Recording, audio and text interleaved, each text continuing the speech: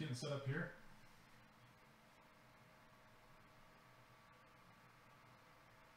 Okay. Making sure we don't have feedback. How's everybody doing tonight? Sunday night. This is the night I'm going to be showing you guys ZBrushCore. Excited? I'm excited. So if you came here to watch me to work on that female model, I'll be here next week to work on that. Oh, let me move my microphone. Jeez. Okay. Is this working? Let me check.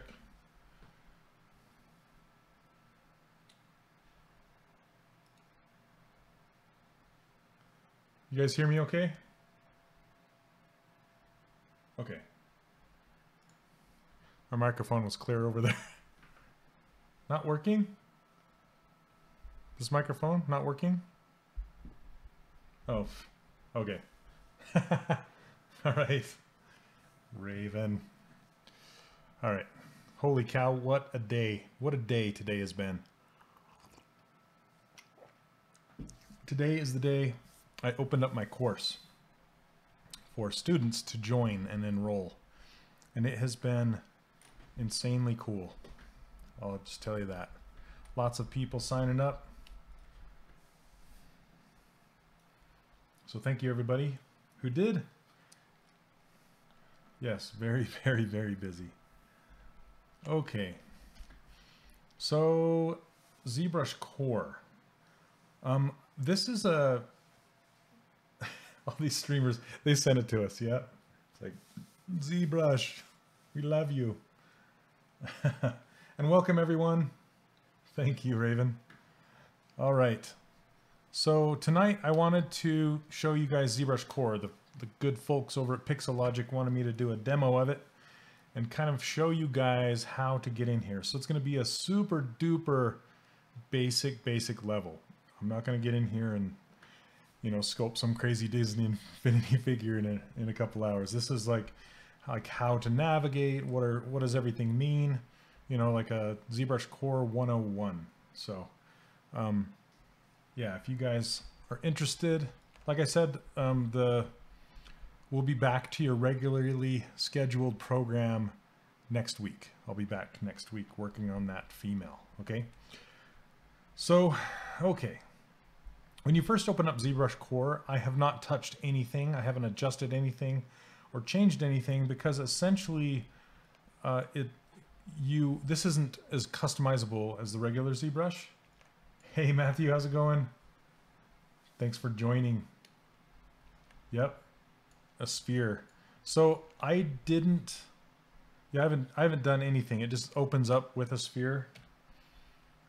So if you hit comma, it's going to pull up this thing called Lightbox, which is also right here.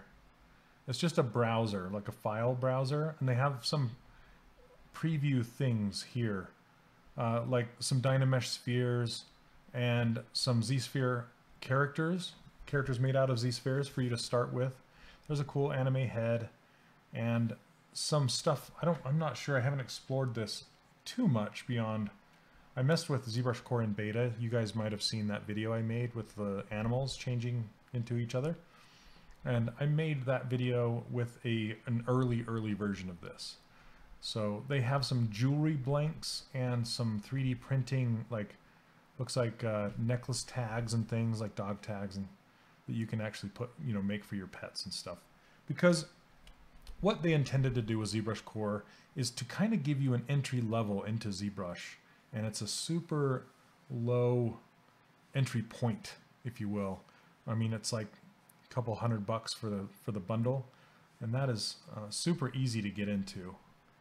I wanted to see what was over here. Okay, and they wanted you to be able to print right from ZBrushCore. So if you had, say, a Form 2 printer or an extrusion printer, something like that, you can just go and print right from ZBrushCore. So it looks like we have a Dynamesh sphere here to start with, and how you turn wireframe on and off is Shift F. That will turn on and off wireframe. And over here you have Hey Blands, how's it going? Over here you have your what your current brush is, what your current brush stroke type is, what your alpha is, and what your texture is. Then you also have your material right here. And it's pretty cool they brought the colors out here, this color wheel. And this is how you can alternate between these two. This is a thing you might not know, and this works with ZBrush as well. When you're painting, see this paintbrush down here? When you're painting a color, let's see if I can get it to paint. It might be white already. Okay, so let's see. I'm going to pick a different color for this one so it's obvious. So if you paint red with your normal paintbrush and you hold down Alt, it will paint that alternate color. That's what that's for. And if you have ZBrushCore doesn't have layers, but if you have layers, I just wanted to interject this really quick. If you have layers and you're painting something in a layer, you can hold down Alt and erase that paint inside of a layer. Pretty cool. So with basic navigation, and I talked to Paul Gabri about this, and my buddy Steve James, we talk about this. If you make your stylus, if you make this first button, right click, if you're working on a Cintiq, it really helps to navigate with.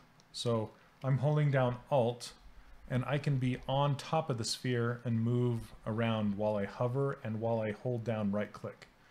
Because in regular mode, you have to go off to the side and move it around by right clicking. Like if you are using a mouse, you have to come over here, because if you're over your model and you left click and hold down Alt, it's gonna paint.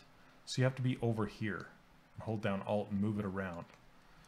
And that's same is true for ZBrush. So if you have right click on your pen, then you can hover over the object and move it around.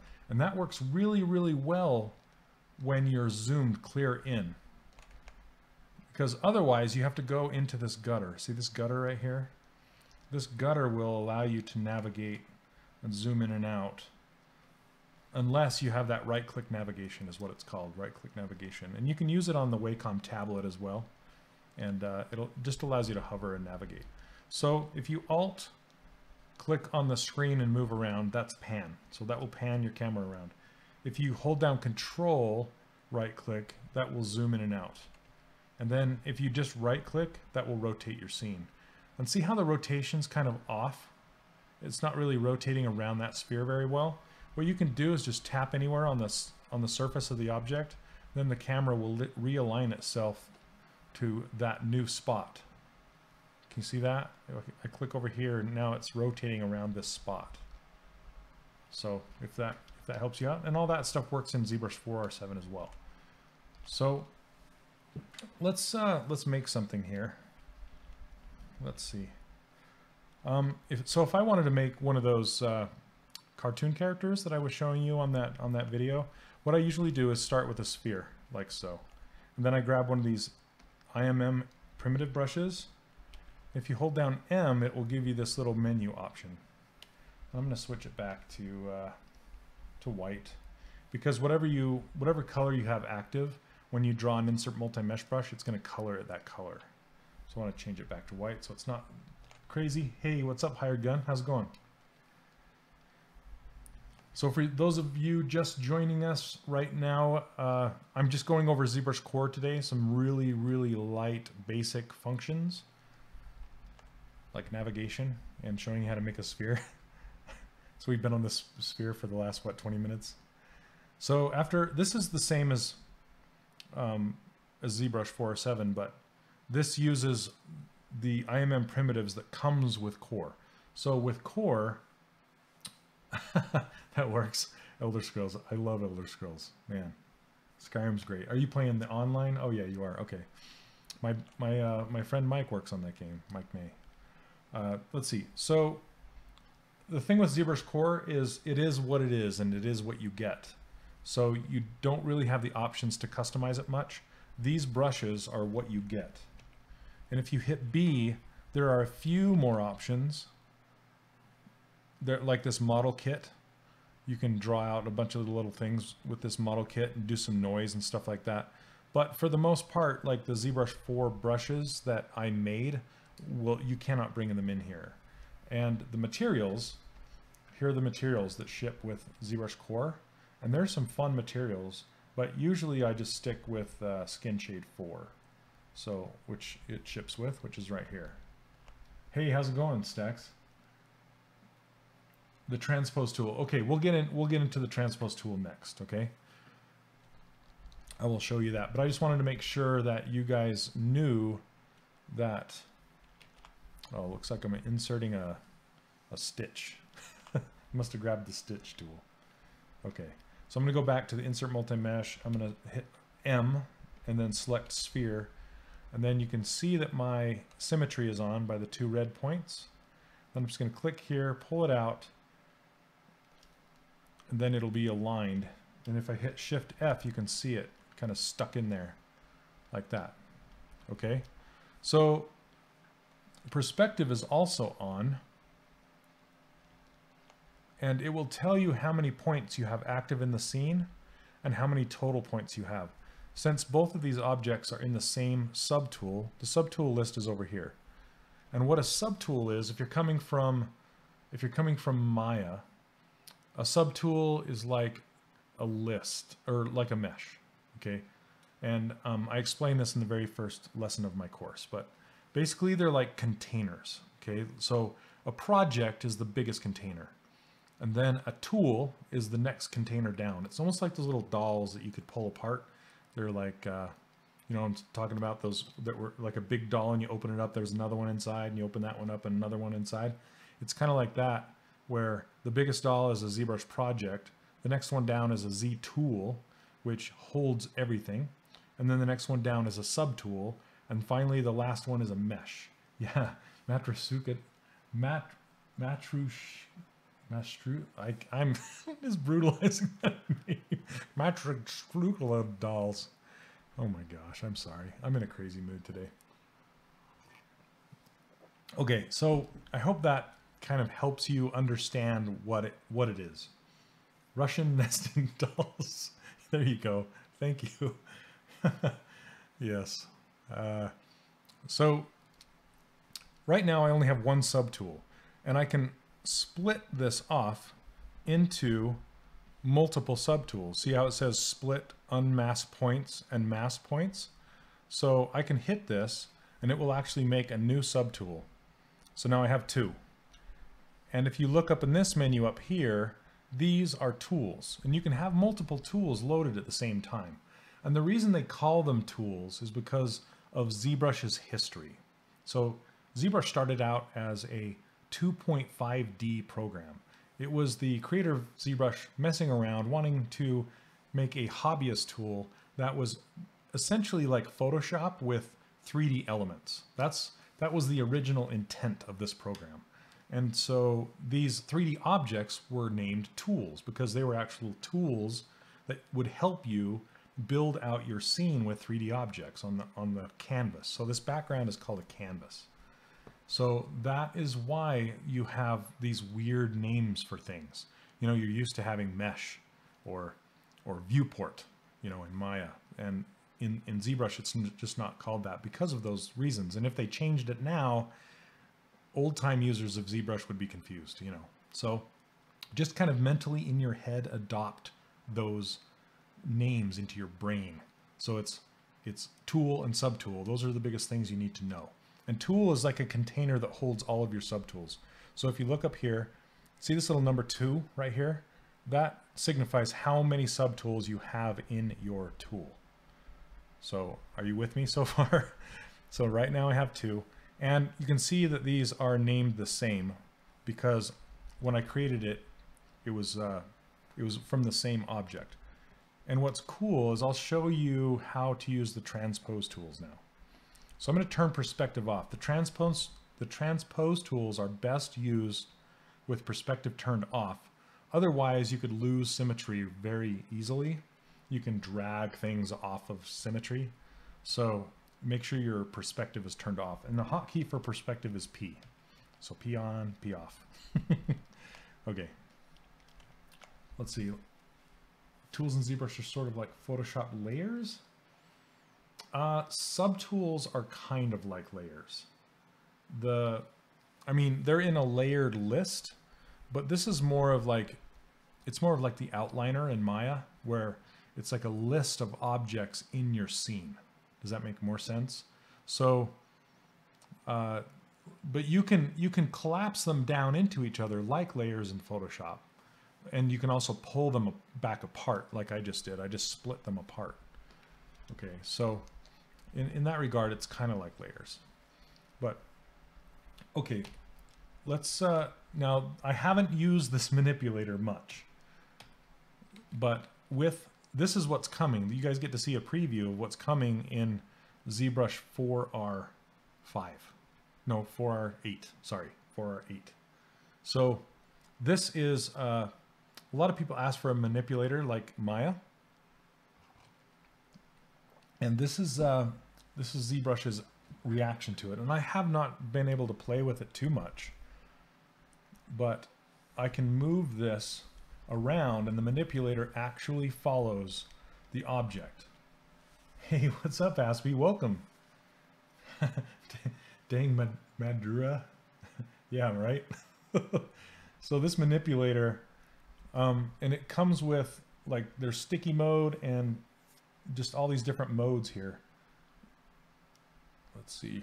Reset mesh orientation. I haven't messed with these too much. We're going to have to play with these and see what they do. What's cool is at the ZBrush Summit, Paul Gabery and Joseph Druss, they kind of previewed this thing. And they showed that you could make this manipulator look like anything you want, which is super cool. Like you could go in and build your own and make your own. So I would love to do that.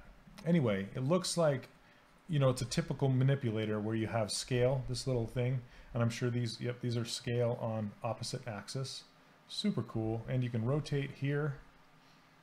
Man, that's gonna be awesome. I haven't messed with this much, to be honest. That's way cool. So what is this guy? So this is move. Okay, so it looks like these cornerstones are move, the rings rotate, and these arrows are move on a single axis.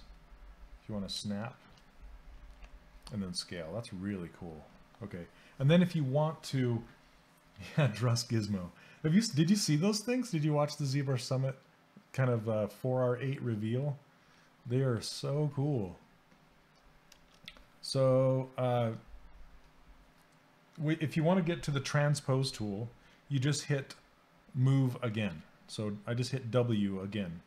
And it also looks like they've added these little indicators of what axis these are. So it looks like they have a Y and a Z and an X on this little axis. And this axis represents the beginning of the transpose line. So let's move it down here so we can see it.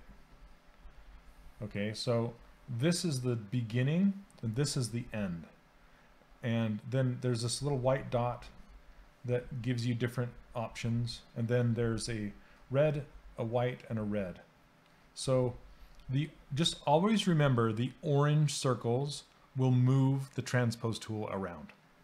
Okay, so like this one, and then there's this one. It's basically like whoops, sorry. It's basically like leapfrog. So if I click this one, it now makes this one the beginning. Does that make sense? If I click on this one, it makes this one the beginning. Is the gizmo automatically centered on the object? Yes. See that? So I think it automatically centers itself, and it looks like there are ways to recenter it. So I'm gonna have to mess with that. We'll mess with it together and see how it goes. Okay, but right now I'm gonna show you I'll just finish showing you the transpose line. It looks like you might not need it with the gizmo. I mean, you might get more comfortable just using the gizmo. Let's see, I hope this isn't too far off, but I have 4R6. Can I upgrade, or do I have to rebuy new transpose? Oh, so ASCII, this manipulator right here, this is coming in 4R8. So if you're using 4R6, you should be using 4R7 right now and get the upgrades because it's free. Like, you should just use it because it's free. So always use the latest. That's Pixelogic is known for giving away all of their updates for free. I can't say the same about ZBrush 5 when it comes, but for ZBrush 4R8 it will be free, and it's supposed to be coming soon. I don't know when. I know it's in beta right now. Have no idea when. So maybe if a Pixelogic guy shows up, maybe he can tell us, like Kyle or something. But can you snap the gizmo orientation to another subtool surface? Well, let's see what these buttons do. So this is pin. Okay, so we're going to go through this and we're going to figure this out. Okay, so see this pin? This pin essentially makes it behave like the transpose tool or not. Okay, so if this pin is turned off and I move this sphere around, this gizmo will come along for the ride. Okay, but if I pin it, then I move this sphere, it pops back to where it was. Does that make sense? And that is how the transpose line works. So if you look at the transpose line and I move this guy, like I move it around, the transpose line does not go along for the ride. So I don't know if they've added something to make it go along for the ride, but that's kind of always bugged me. I wish it would go along for the ride because then I can continue to manipulate it as it goes. So this is great that it does now. So I can turn pin off and I can click this little center, this little looks like Google Earth clicker, this little map center, and that will center the gizmo in the object. So let's pick this guy over here and click it. And I'm not sure how I could get this gizmo to come over here, because I think that's what you're asking, right? It's to another surface. Let's see, mesh axis. Mesh to axis. Reset mesh orientation. Okay, it looks like these two buttons are just kind of centering the move and centering the rotate. And then you can just lock it or unlock it. Okay. It looks like I can drag it over here and then lock it. So it looks like you could kind of eyeball it, but I don't know if it's a thing where you could actually, like, I want this to be centered in here. I bet there's a way. In ZBrush, it seems like there's always a way, right? Yeah, 4.8 coming soon. It's always coming soon. Sorry, I'm super thirsty tonight. Oh. Okay, and my eyes are burning. I didn't get much sleep last night because I was so anxious to release my course. It's been a crazy day. Okay, so looks like you can unlock it, move it around, center it, lock it, and then move it. That's really cool. Man, this is going to be awesome. This will speed up my workflow for sure. Awesome. Okay, so let's see. It doesn't look like it centered it. Oh, it sent it. So it works in halves. So essentially, it is centered itself in half of that sphere because I have symmetry on. So if I turn symmetry off by hitting X, then center it, then it works like that white circle I showed you guys a couple streams ago, where you're all like, what? So remember with the Transpose tool, I showed you that this little dot would center that Transpose tool in the center of the mass. And if symmetry is on, it's going to center that point in the mass of half of that object. So you have to turn symmetry off, tap that white dot again, turn it back on. Yeah, right, Blans? It's like, just give me the gizmo. That's all I want. That's all I've dreamed of. This is going to be like going back and forth between Maya and ZBrush, right? Because you get used to your tools. And I wonder how long, I was talking to Steve James about this, because he, you know, my buddy Steve James, he teaches ZBrushCore and ZBrushCore videos all the time. He's doing some more for Wacom right now. And he's saying it's taking him a while to get used to that manipulator. You would think it'd be like, oh yeah, I just use it. It's no brainer. But when you're used to the transpose tool and moving things around, you know, so now it's like, well, how do I use the transpose, or how do I get transpose-like functionality out of this thing? You know, like if you hold down Control and drag down a limb, how it will mask off a certain point. I don't know how you would do that using this. You might just have to use the transpose tool in conjunction with this. So anyway, super cool. Why does that keep going unlocked? There we go. Okay, so let's make a character. Let's try anyway. So I'm going to center this gizmo and then bring this up in here. And I'm just going to mess with this and try to get some kind of a shape out of this. You know, I do have to say that gizmo's kind of big and bulky and in the way a little bit. When I'm trying to read this shape and I have this gizmo kind of like, I'm here, you know? So versus like say this, right? Now I can see that shape a lot better because the gizmo's out of the way. So usually I would do this, and then I would pop it over here and do this. So let's see, does ZBrushCore come with Transpose Master? I don't believe so, because ZBrushCore wants you to use Dynamesh and be free-flowing with your forms and just build out with primitives really quick, Dynamesh it, and then kind of get busy playing. You know, that's why it's a little more on the sculptress side of things rather than the ZBrush 4R7 side of things, where they just want you to get in there and have fun and be more, you know, free with your lines and whatnot. So this is just the move brush. Let's see what other kind of brushes they have. So looks like they have move topological. Let me see if they have that topological button. Nope. Okay. So they do have the back face masking button, but not the topological button. So if you guys remember me having the topological button down here on my user interface for 4R7, you have to use the move topological in order to move stuff in the same way in ZBrushCore. Nightbot. Aspie, you know all the codes. Are you just yesterday? What's up? Is it Zuther? Is Suther?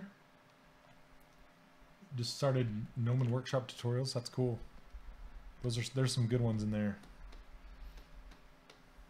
So I'm just kind of making a, I don't know, a bill or something, like a duck bill. And then I've kind of pushed in two areas that would be the eyes. And normally what I would do is I would keep these, let's turn the floor off. I would keep these in separate, or I would keep these in the same subtool. But since I don't have that topological masking, I would have to keep going back and forth and masking different objects as I go, which is okay. It's just something you have to kind of be aware of, if that makes sense. What brush are you using to pull that piece out? Oh, this piece right here. This was just a sphere that I'm just using the move brush, and I'm literally like, I squashed it with that manipulator. Yep, just move. And you get, these are some, you know, you can pretty much do everything you want with this selection of brushes. So now if I want to make the bottom bill. Oh yeah, thanks. Thanks for the plug.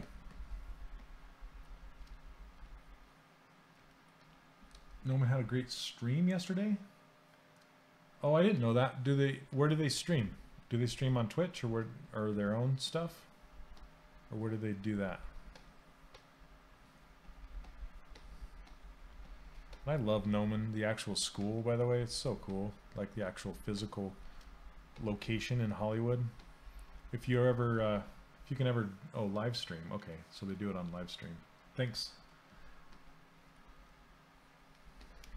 So if you ever, like, they hold the ZBrush Summit there at the Noman School, and it's like an old movie studio. You know, they have like 2 levels, and it has all these windy, like, open air hallways between the buildings, and they have all these walkways all over the place. It's really cool.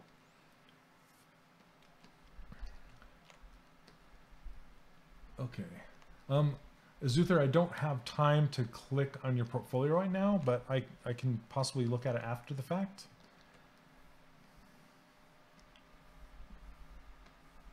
So I apologize for that. I can't really step away right now. If you, here, let me do this again, and I'm going to turn on wireframe so I can show you. This is kind of what the discussion was last time. And I actually asked Joseph Drust about it, and he showed me. He actually made, I think he might have made an ask. Oh, that's right. He talked about it in his last ZBrush stream on Pixelogic. So if you go and you watch Joseph Drust's stream from last time, he actually talks about this, because it came up in my last stream, like, how are we getting these primitives being, you know, off and looking strange, or off on purpose? So normally when you drag out an object, it will create itself on the normal of what you draw it on. See how it's facing outwards away from the sphere that I'm drawing it on its surface? Well, if I draw it and then I hold down Shift, it's not going to do anything. Let me reset my, oh, see how the transpose line is facing that direction? I'm going to set it and snap it. So if you draw it out and you snap it, it will snap to the world axis. Now, if I go back to the IMM primitives and I draw this out, I need to be in the center, and I draw this out and then snap it. Oh, come on. It's because I did it twice. That's super finicky. Hold on a second. Redo. Okay. Yeah, this transpose line is super finicky. So, because every time you draw out an object, it realigns that transpose line. So then if you draw out an object again, it's going to snap to that same angle. Okay. So I have it like this. Then I'm going to grab my IMM primitive and draw it out. And then if I snap it, there you go. See how it snaps to that world axis? Not that you need it to, but you know, I like to do that. I'm going to try this new manipulator some more. Let's see. Let's try and get used to it a little bit. Hey, SparkyFace5. That's fun to say. I feel like Elf.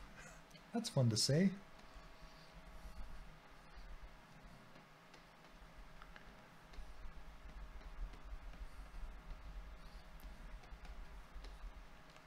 Tessa. Who's Tessa? My sister's name is Tessa. That's like a super rare name.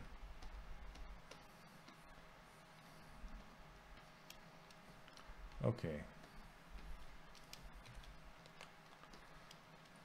There we go, duckbill. Now what we can do is we can click, looks like, see how I drew that lower bill on the same subtool as the head? Well, now that this one is masked and this one is not, we can split it based on masked or unmasked points. Now we have 3 subtools, and I'm going to put this, I kind of like to organize my subtools from top to bottom. In the Netherlands. Ah, interesting. Very cool. Yeah, I'm from, well, I can't say I'm from. My heritage is like 4 or 5 times down the line is from Sweden.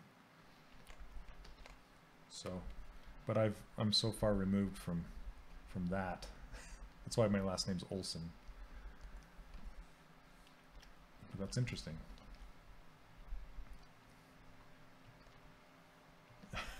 Pretty rare in Australia. Is that where you're at? Wow. So I'm just going to change this head shape a little bit. I want it kind of more Daffy Duckish, where it's like an egg shape, you know, it's kind of tall, narrower. Something like that. Okay. I'm going to go back to my Transpose tool for a little bit. I want it even more narrow.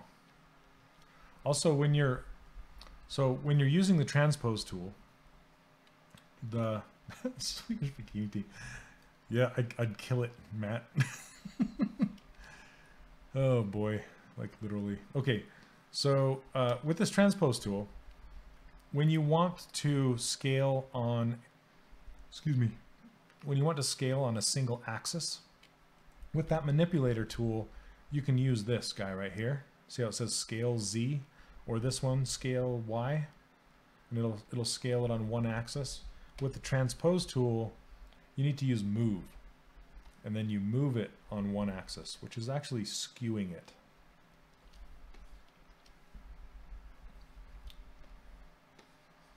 So that new manipulator is pretty cool.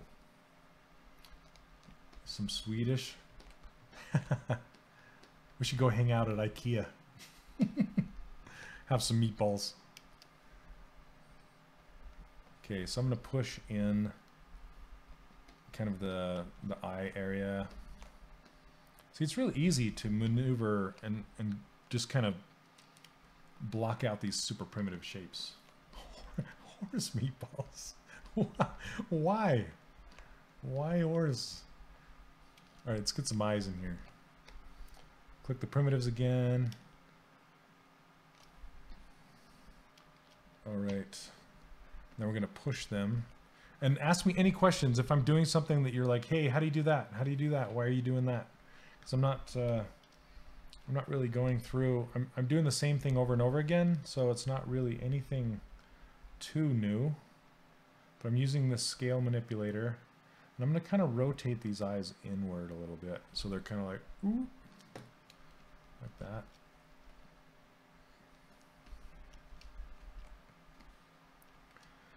I like to get the eyes in right away because then you can shape the face around them.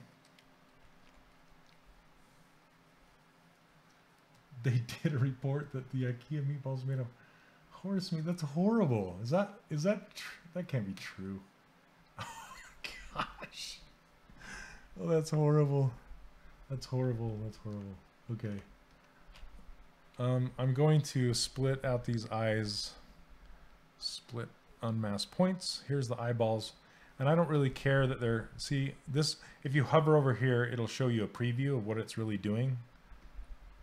So you can hide all this stuff and see, you can see that they're kind of colliding. It doesn't really matter because they're in the head, so you don't care.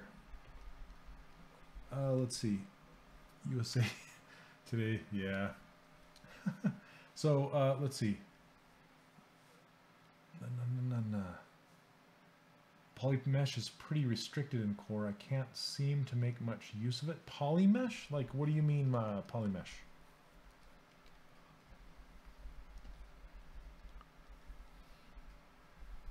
Let's see. I'm going to move the bill around the eyeballs now with the move brush.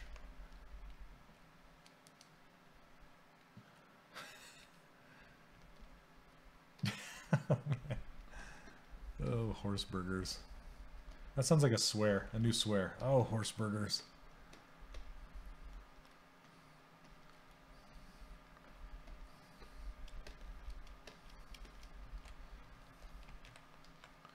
Okay.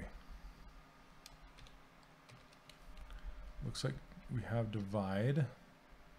So, okay, what I just did here to make this smoother, it looks like they don't have the Z modeler brush, and they don't have dynamic subdivision inside of Core, which is fine. They have subdivisions.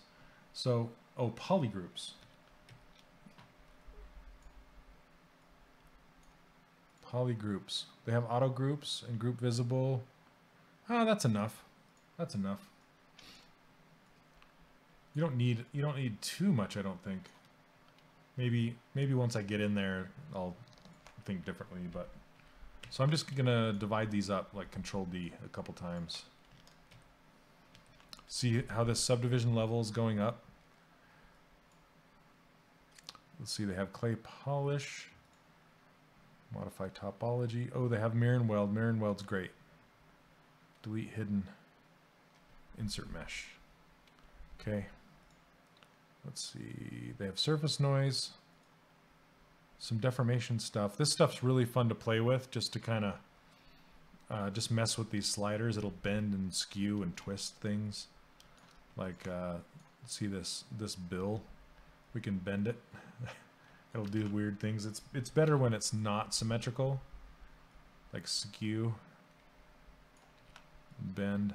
Sometimes sometimes you could be looking for a certain, you know, usually I'll be looking for, like, if I want to twist something, you know, like I don't know, like an ice cream cone or something, then I'll find, you know, I'll come and use this to twist my object so I don't have to sit and move and manipulate it. People buy food. I don't know. Probably not anybody who would admit it. Furniture and food.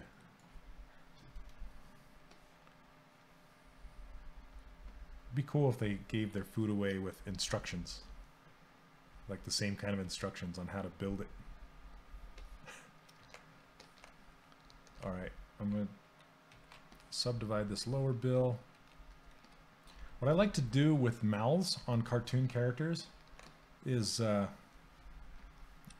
going to select this head, pull this out. What I like to do is I like to put a little piece in there that'll create the smile line. You know, you see on cartoon characters, they have that kind of fat cheek with the smile line that's all tucked in. That's kind of how you can get that, is by putting a piece in here. I got you guys talking about IKEA and chocolate. It's all your fault, Tessa.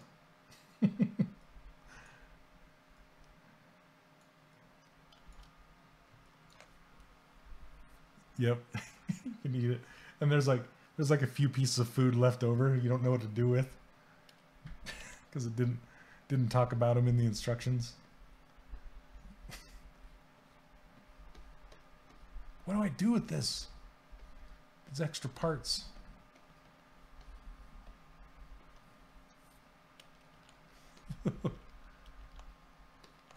Okay. I just can't get that.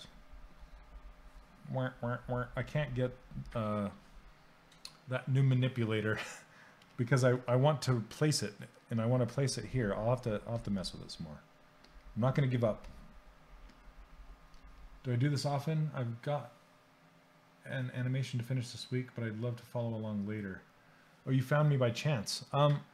Yes, so I stream every Sunday night, but tonight is a special night because we're talking about ZBrushCore. So if you're interested in ZBrushCore and you have questions, tonight is the night. But you can also ask, like go to ZBrush Classroom and learn about ZBrushCore.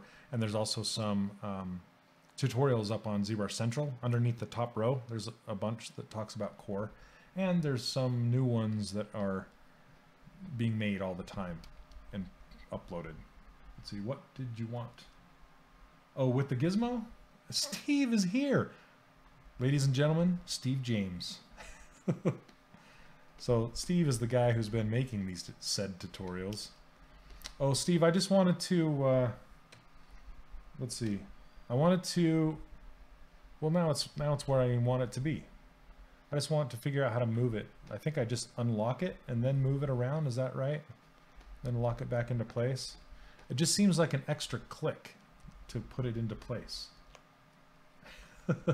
So Steve and I go way back. Yeah, that's right. Okay.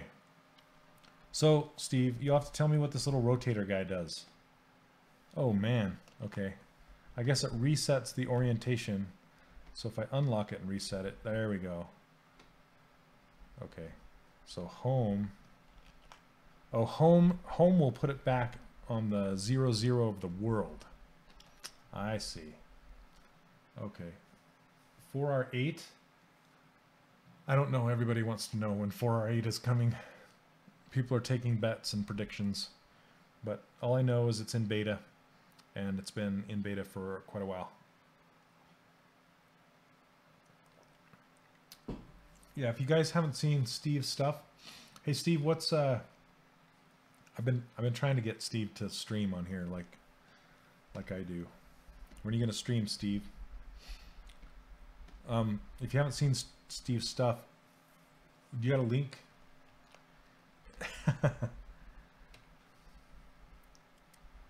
So Steve's been doing these mermaids this week for May. They're doing like a mermaid, so I know, right? It'll be released, or ZBrush 5 will be out, and we'll be sculpting in VR. They're like, hey, ZBrush 4.8's out now. Oh, thank you, Rebecca. There you go. Oh yes, thank you. Yes, you can also watch older streams, and they record everything, and they also put it up on YouTube. So you can go watch this later on YouTube. I mean, it's not live, you can't really ask me questions, but you can check it out. Thank you for that. Everybody helping me moderate tonight. All right. I'm going to add, I want to make this neck. Oh, wow. All right, Steve.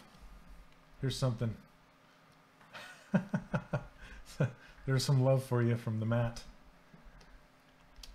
So let's see what our all right. Here's something that I don't think works in ZBrush 4R7 that works here in Core. See the angle of my transpose line right now? Usually when you draw out a primitive, an insert multi-mesh, and you push it back in, it will collapse in the direction that you drew it out from. Okay, but here, when I try to do that, see, watch, I'll draw it out, and then when I start pushing it back in, it's not doing it. It was orienting in the direction of that last placed transpose line, which was like, what is happening? So that's what was happening. I really need to wrangle that in, and because I want to make it happen on purpose, not on accident. It seems like it happens on accident more than I want it to happen on purpose, if that makes any sense. Oh man. Okay. This is a duck. Lucky duck. And both the smooth and smart smooth that I've been showing you guys, it works in both ZBrush 4R7 and ZBrushCore. So like the regular smooth, like this is the regular smooth, and this is the smart smooth. So they both work. Smart smooth, if you didn't remember, you hold down shift to start smoothing, and then you let go of shift to use the smart smooth while smoothing, if that makes any sense. Okay. So what are you up to, Steve? What was the combo to orientate the camera with transpose? Oh, are you talking about the new manipulator? So to orient it, all you need to do is snap it. So if you snap the camera to the side like this, pop or pop like that, then you draw out your transpose line like so. If you hold down shift, it will snap to different angles like so. And then you can click on these axes, and it will put the transpose line down any of those that you want. Is that kind of what you're looking for? Then if you go to this one, I'm not quite sure, but this will reset the rotate of it, and this will go to 0, 0 of the world. So I don't think that's what you were asking about, but anyway, let me know if that's not what you meant. Okay. So do you guys kind of understand how I'm putting these together? When I want to merge them all together, like in a Dynamesh state, I'm not quite ready because I want to edit this neck a little better because it's looking weird. Let's see. If you want to mask something with the Transpose tool, oh cool, glad you got all those done. Steve. So I used to be neighbors with Steve, actually. We worked together for years and years and years. But yeah, Steve just lived down the street from me for a long time. Until I moved away. Sad. So you can mask stuff by holding down Control and tapping on different polygroups. See that? And it will also reorient the transpose line to face down the normal or the surface direction of that object. So does that make sense? Like you can do that by clicking anywhere on any object without holding Control, and it'll just do it by itself. But if you're holding Control, it will mask everything except for the object that you touched. So then you can manipulate it. I believe I can then duplicate this object. Let's see. Yep. 2 bananas. So how you duplicate that is if you have the move tool selected and you have something unmasked like this, and say you want to duplicate this, all you need to do is hold down Control and click on this little white circle, and it will duplicate the object. Okay, so I want to split this off. Whoops. Okay, so I'm going to mask everything but this, and then split unmask points, so it makes its own thing. Then I can turn on transparency, which is right here. Now I can see the neck, how it's going up into the head, because I want a better transition between the two. So what I'm going to do is start to pull that out inside the head.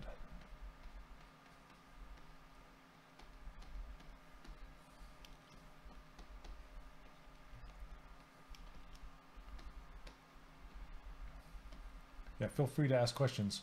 Both Steve and I are here. Steve's used Core a lot more than I have. He's the Core master. Okay, so let's turn Transpose off. Let's turn Wireframe off. See how that's a better transition? It kind of goes... Now we can start to make kind of some shoulders maybe. More of a duck body, whatever a duck body looks like. Now this is something that ZBrushCore does not have as Z-remesher, so I cannot rebuild this mesh unless I Dynamesh it, I believe.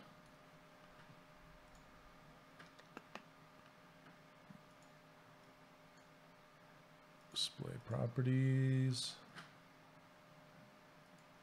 Yep, so I can subdivide it, but I can't remesh it. Like I can't rework the surface. So that's one thing. Oh no, Steve will do the... He's been using Core because he's been doing tutorials with it. Right, Steve? Think so? But he does the mermaids in regular ZBrush.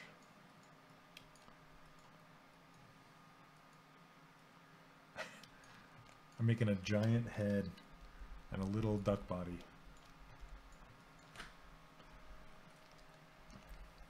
I want to make a little neck to match. Will it let you mask off certain areas and Dynamesh just the unmasked area? I don't know. Let's try it. I think so. So if I hit this, no, I don't think so. Let's see. Because Dynamesh needs to have a clear mask to work. So in order to Dynamesh, yeah, I have to clear the mask before I can hit it again. So no, the answer is no to that one.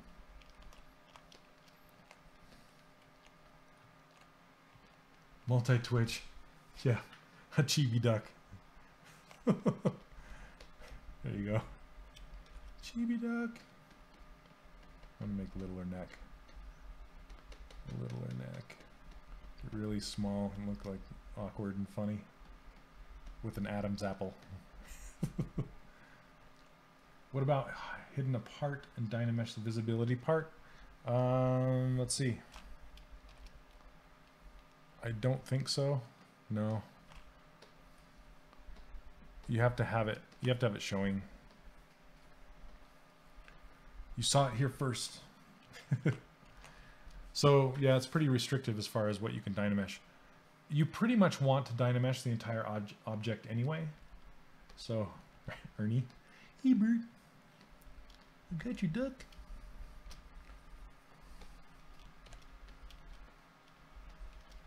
Let's see.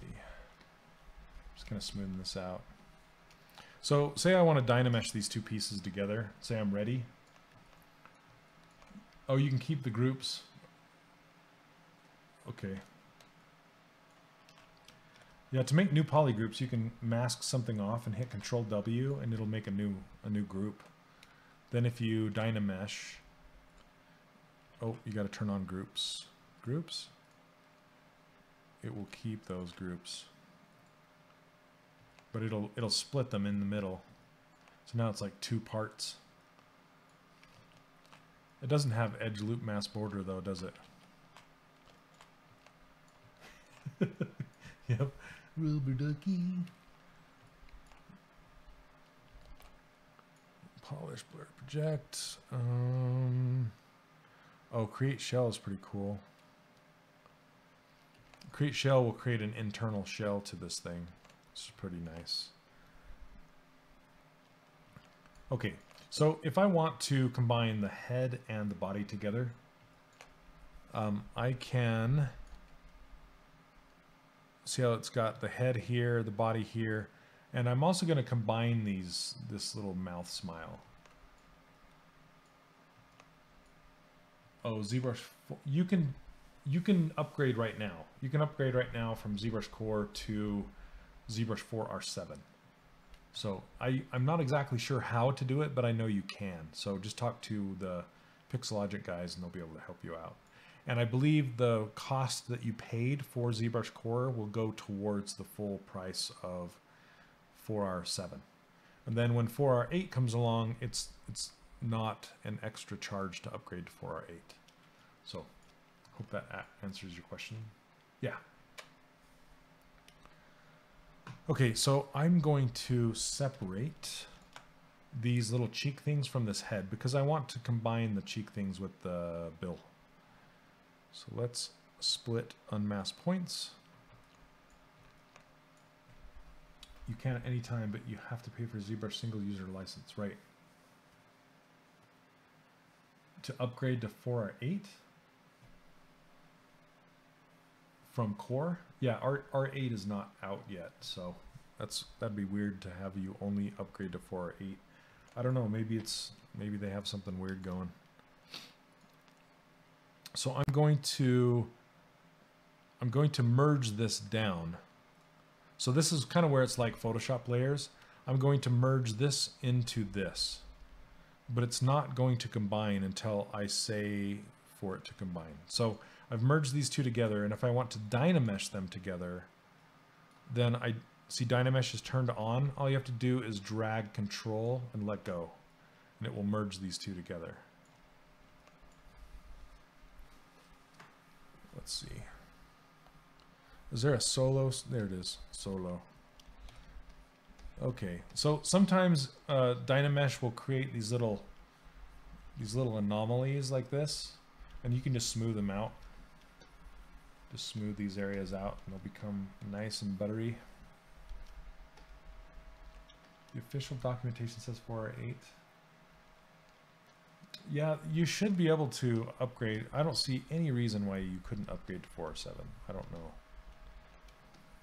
I don't know why you wouldn't be able to. A pre-order? Oh, I see.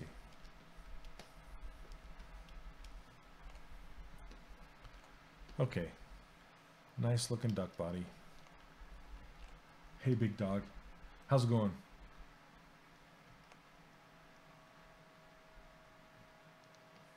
Oh, don't speak English. Okay, let's see. I'm gonna open his mouth because I want to Dynamesh this, but if his mouth was closed, it would Dynamesh it shut. Like it would glue it together. So I'm just going to rotate it open, maybe from back here. There we go. And I'm going to come in here, see how that you can see the head inside the mouth. I'm going to hollow that out. And I can select different subtools just by holding down Alt and tapping on that subtool. Yep. Whack, whack.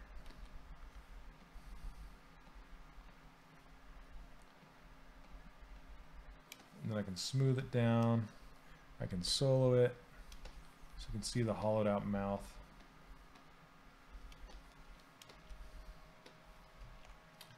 This is Core, ZBrushCore. Yeah, I guess if you can't understand me, maybe he understands the type written language.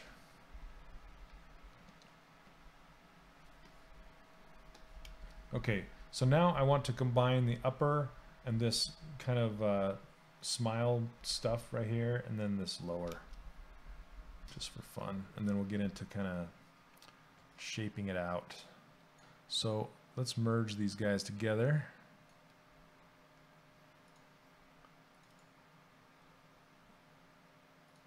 Merge down, merge down.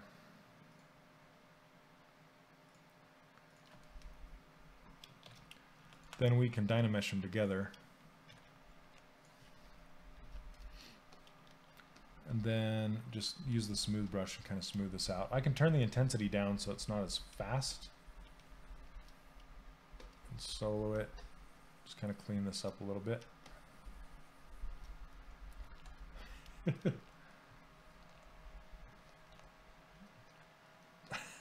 He's more than a duck.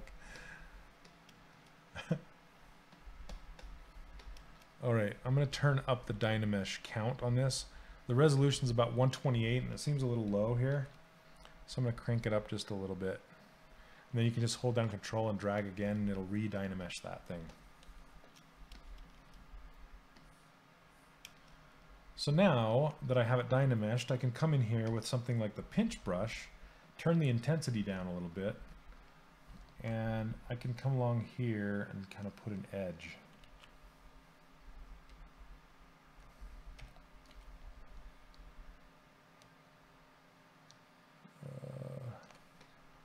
Is it not working?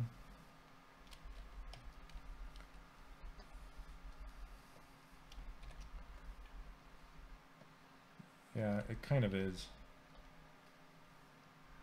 I'm used to my pinch brush. You can see how it's pulling the geometry together along here.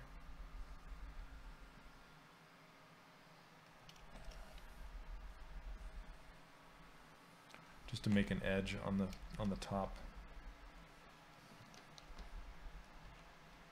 It's kind of fun. But I think what I'm going to do is undo that and I'm going to make an edge on the bottom. Okay.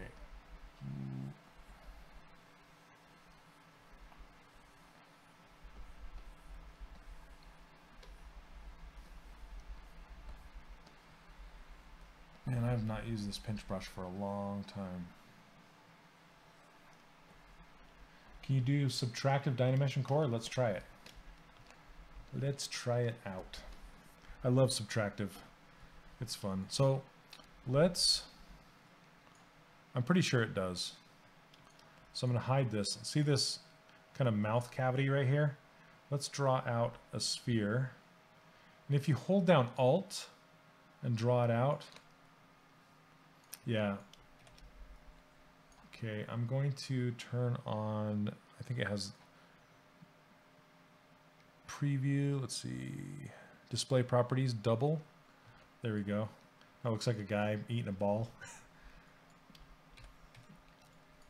But what happens when I Dynamesh again?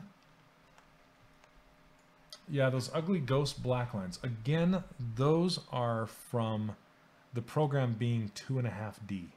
So the when you move objects or you paint along an edge, this is actually a 2D environment with three-dimensional objects. So it's only three-dimensional when you rotate it. That's why your CPU will take a hit. Or sometimes back in the day when I was using ZBrush like 4 or 3 or not, ZBrush 3, ZBrush 2, ZBrush 3 back in the day, when you would be listening to music and you'd rotate a big model, it would take a big CPU hit and actually pause your music for a second. So they've streamlined that quite a bit, but yeah, it's leftover from that, and I don't think the industry standard UI will ever come, because it's so ingrained that if they messed with any of this stuff, it would make the people that use ZBrush every day mad, because they wouldn't know where anything is. So looks like it worked. Let me back up. I just did that while I was talking. Okay, so if I hold down Control and drag, it clears the mask. Okay, did it once, it clears the mask. Do it again, and it will actually subtract a shape out of the shape using that sphere, and it'll use whatever color it was drawn at. Okay, so since I drew it using Alt, it actually used the alternate color. That's why it was blue. So we can change this to like a gray, or what's the interior of a mouth, like a dark gray. And what happens is if you hold down Alt and you drag, it's gonna draw that new sphere in dark gray, and it will also have its normals flipped. So that's why you can view it from the inside of the sphere, but when you look at it directly straight on, you can't see it. So that's why I hit double, so you can see both sides of the sphere. Then if I hold down Control and drag again, it's going to subtract that area. That's why you can see the eyeballs peeking out from inside there. But yeah, it totally works. I kind of like this guy better than the duck. just gonna be honest. No.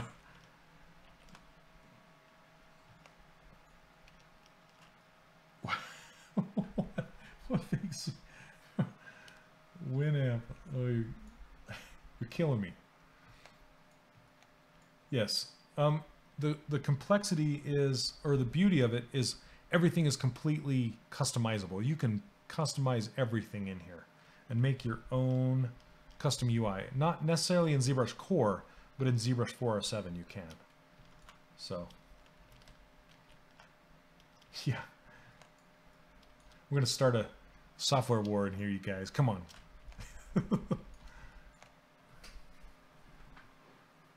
What are you saying? Steve, why are you saying? Whatever. Sonic. It made me admin that response. Sonic. I don't even know what that is. Okay, here's another thing. Another more controlled way you can subtract something out of something. Okay, so I'm going to turn this resolution up. I want it to be higher. Let's go 256. Let's see. Sometimes you have to smooth the surface and then drag again to get it to work. Okay, that looks okay. Now what I can do is I'm going to make a new object, like a sphere.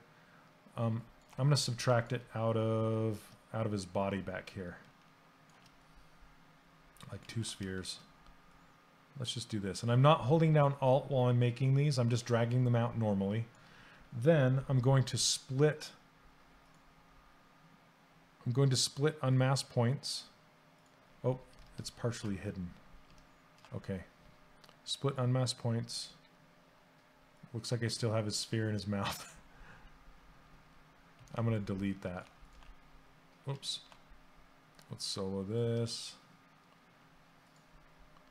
I'm going to delete this sphere. Delete hidden.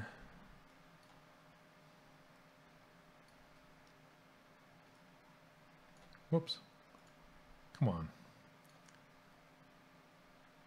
Modify topology, delete hidden. Okay, that's how you delete stuff. Oh, take care, Raven. Thanks for dropping by. Cool. Always a pleasure, man. Okay. So I'm going to turn off solo. Now, since I didn't draw these on using Alt, how am I going to subtract them from the surface? There is a way. And how you do it is, can you see these this little half circle, this little half moon guy right here? There's two of them. This is normal. This will actually merge them together. This will subtract one from the other, and this will create a difference between the two.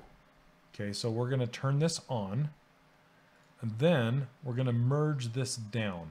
And the only rule here is that the thing you're subtracting out of has to be a higher resolution than the thing you're subtracting with, if that makes sense. So if this sphere was a higher resolution than this body, then they'd end up just merging together. So it's a rule they don't really talk about, but just know that it needs to be a lower resolution than the thing you're subtracting out of. So now if I merge it down, merge down, you'll see that this now turned white, and white signifies it's going to be subtracted out of there. Okay, how do you do the difference operation? So far I've not, oh, the intersection. So I'll try that next. It's past 10 here. Everybody's going to bed. Okay, thanks for stopping by, man. Hopefully I answered some of your questions. And then you can watch the stream back, like I said, on YouTube. Probably in about 3 days it'll be up there. Okay, so now if I hold down Control and drag, it's going to subtract that sphere. And this all works in 4R7 as well. So that's how you can subtract stuff out of stuff. And if you saw some of the 4R8 stuff coming, there's ways to subtract from other things and do it live. Like, keep it so it's not permanent. It's so crazy. I can't wait to try it. Cannot wait. But then I can come in here and smooth this stuff out, and we can make robot legs, put another sphere in here.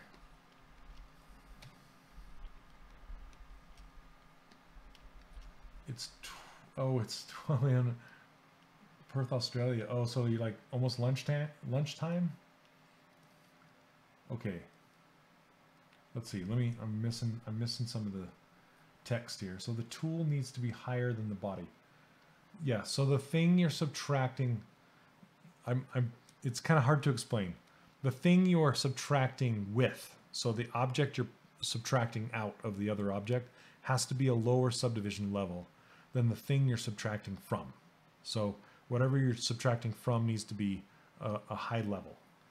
So sometimes when we were working on Disney Infinity, we would have to make keys, which are like the pegs from the feet that go down into the base, so the character could stand in the base. And a lot of times we would have to subtract the character and the pegs out of the base, so there were holes in the base where the pegs can go in. Well, we would need to subtract those pegs and the feet out of the base.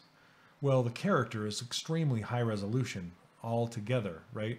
And we were finding out that the character being a higher resolution than the base, they would just end up merging together every single time. We're like, why isn't this subtracting? We've done it right. It's not, what's happening? So what we would do is we would cut the character off of the feet, or cut the feet off the character. So we would know that the feet were really low resolution, low enough with the pegs that they would subtract out of the base, if that makes sense. Dude, these are like dad jokes. I'm the dad joke guy. You're taking all my jokes, fake Swede. We need a little rim shot, like gadooch. Oh, what is that song? Jonah and the Whale? Remember that old 80s song?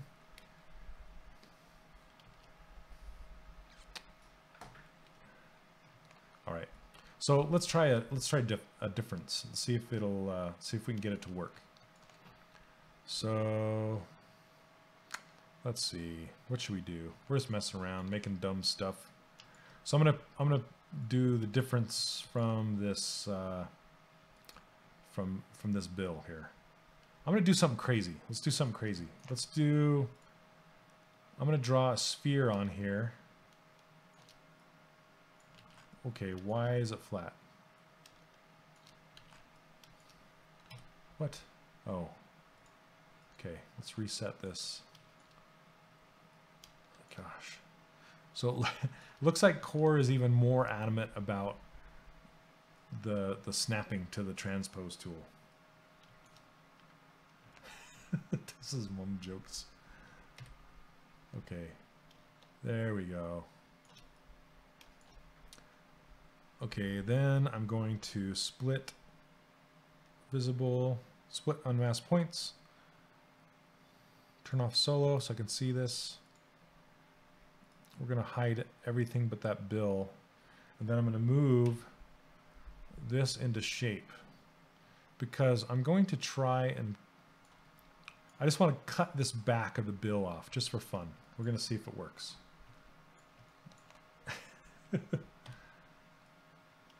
Burning Sensations, yes. Oh man, I love that song. So good. Feel like Jonah in the belly of the whale. Okay.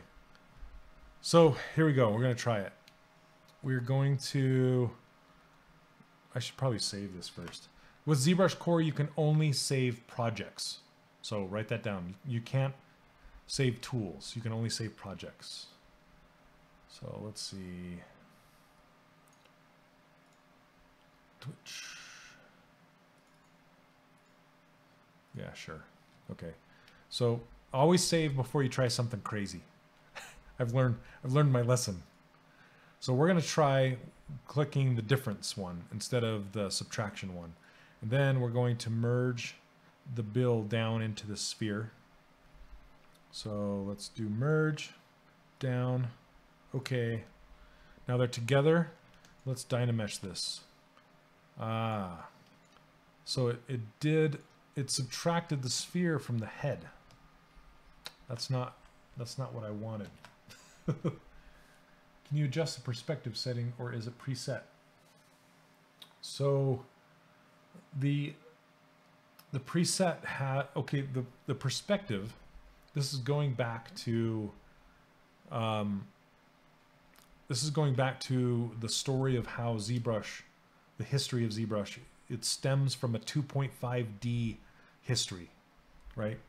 So this is crazy, and it's the behind the scenes. This is like Oz. Don't pay attention to the man behind the curtain kind of a thing. What is actually going on is when you scale an object up in space, or when you zoom your camera like this, when you zoom it, it's actually scaling your model. Yep. And when you hit perspective like this, since this is not a real 3D viewport, it's actually skewing your model in space. So it's giving you kind of a false sense of perspective.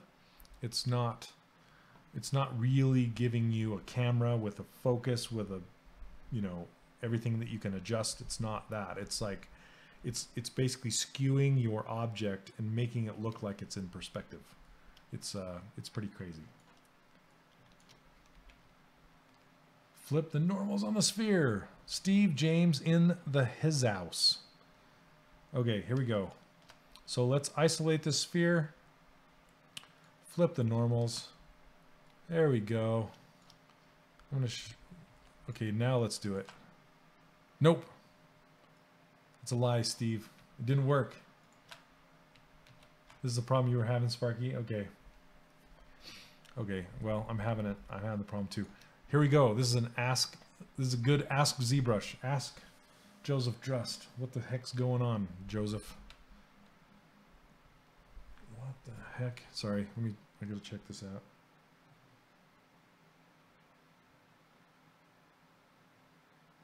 All right.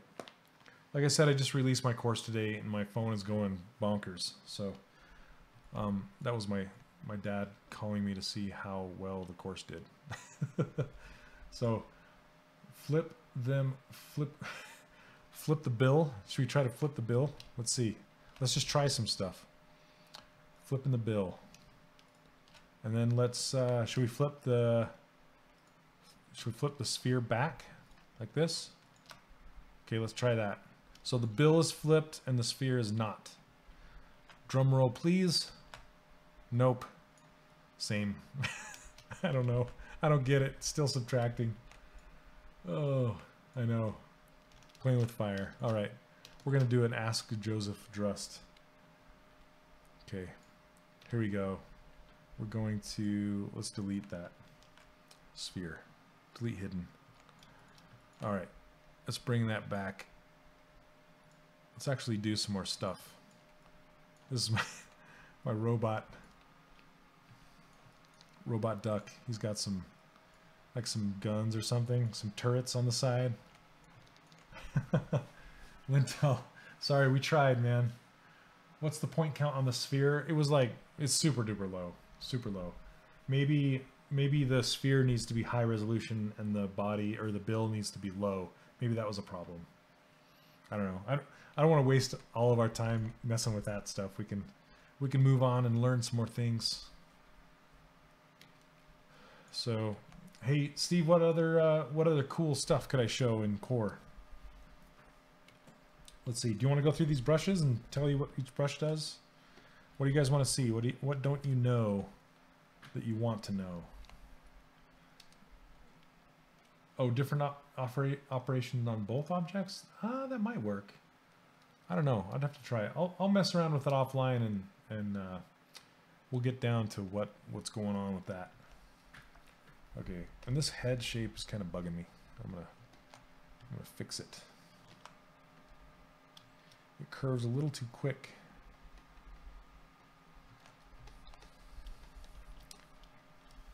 So the standard brush, yeah, try it. So the standard brush is like, it's kind of like foam. You know that spray foam insulation? It kind of works like that in this. Gets this S curve, and if you hold down Alt, it'll push in. And I don't use the standard brush very much. I'm gonna be honest with you. I just don't, and I don't really have a reason why. I just never. The brush I use the most is Move. I use Move more than anything because that feels more like your hands on clay and you're actually like moving the stuff around, you know? So that's the brush I use the most. Standard, it's just a little too loosey-goosey and kind of feels a little unpredictable in a way. Is Core 6432? I don't know. I'm not sure. I'll update.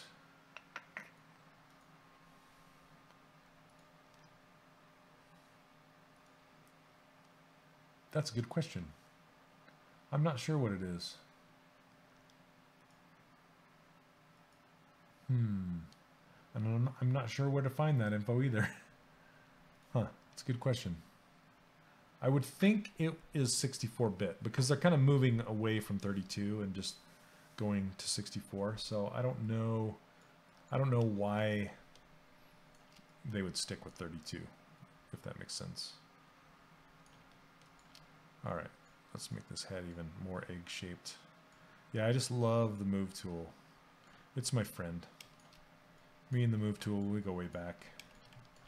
So then there's the Damien Standard. This brush has been around with ZBrush since like ZBrush 2. This guy made this brush and they just kind of kept it around. And by default, the intensity is too much. So I like to turn it way down because then you can come in here and get really nice lines like this. See that? Then what you can do is you can turn polish on your Dynamesh. So if I go down to Dynamesh and see this word polish right here, if I turn that on and I'm going to crank the resolution up a little bit, and then I Dynamesh again, what happens, looks like I Dynamesh the sphere into his body. Oh well. It's there to stay. Okay. Oh, look at the bottom. Josh Catcher. Welcome to the stream, by the way. What do you mean? What do you mean look at the bottom of, oh, of ZBrushCore.com? Oh, cool. Thank you. Thank you, thank you.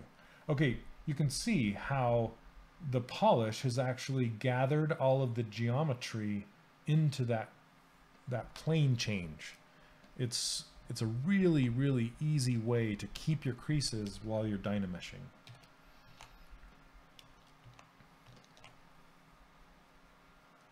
Oh. A wild Jason has appeared. What's up, Jace? He's all thinking he's sneaky. It tells me I need to turn up the resolution on the bill. So let's do that. It's really low. We're going to turn polish on as well. Let's see how it does. Sometimes polish will kind of mess up your geometry. So you need to be careful, and you need to have a high enough resolution in your Dynamesh, because polish will actually polish plane changes inside your flat areas. If you're starting from a low resolution Dynamesh and you crank it up and you turn on polish, it will actually try and polish between all the polygons, the lower level polygons. Oh, thanks, Jace. Man, it's been a crazy day, I'll tell you what. Crazy day. There's some awesome people in there so far. I can't wait to see what happens. And my beta testers, they did phenomenal. Like Matthew Armstrong is. Are you still in here? So, Matt made a fan art of Diva from Overwatch, following my course. And holy cow. So Matthew is a professional illustrator by day, and he has been taking my course to learn how to use ZBrush and how to model characters. And if you can see it, go check it out on Facebook or Instagram. Can you post a picture of it, Jace? Or Matt? Sorry. I was just talking to you, Jason. Still had your name in my brain. Yeah, it's like Infinity Style Diva. It turned out so good. So good. Yeah. Super proud of my little ducklings.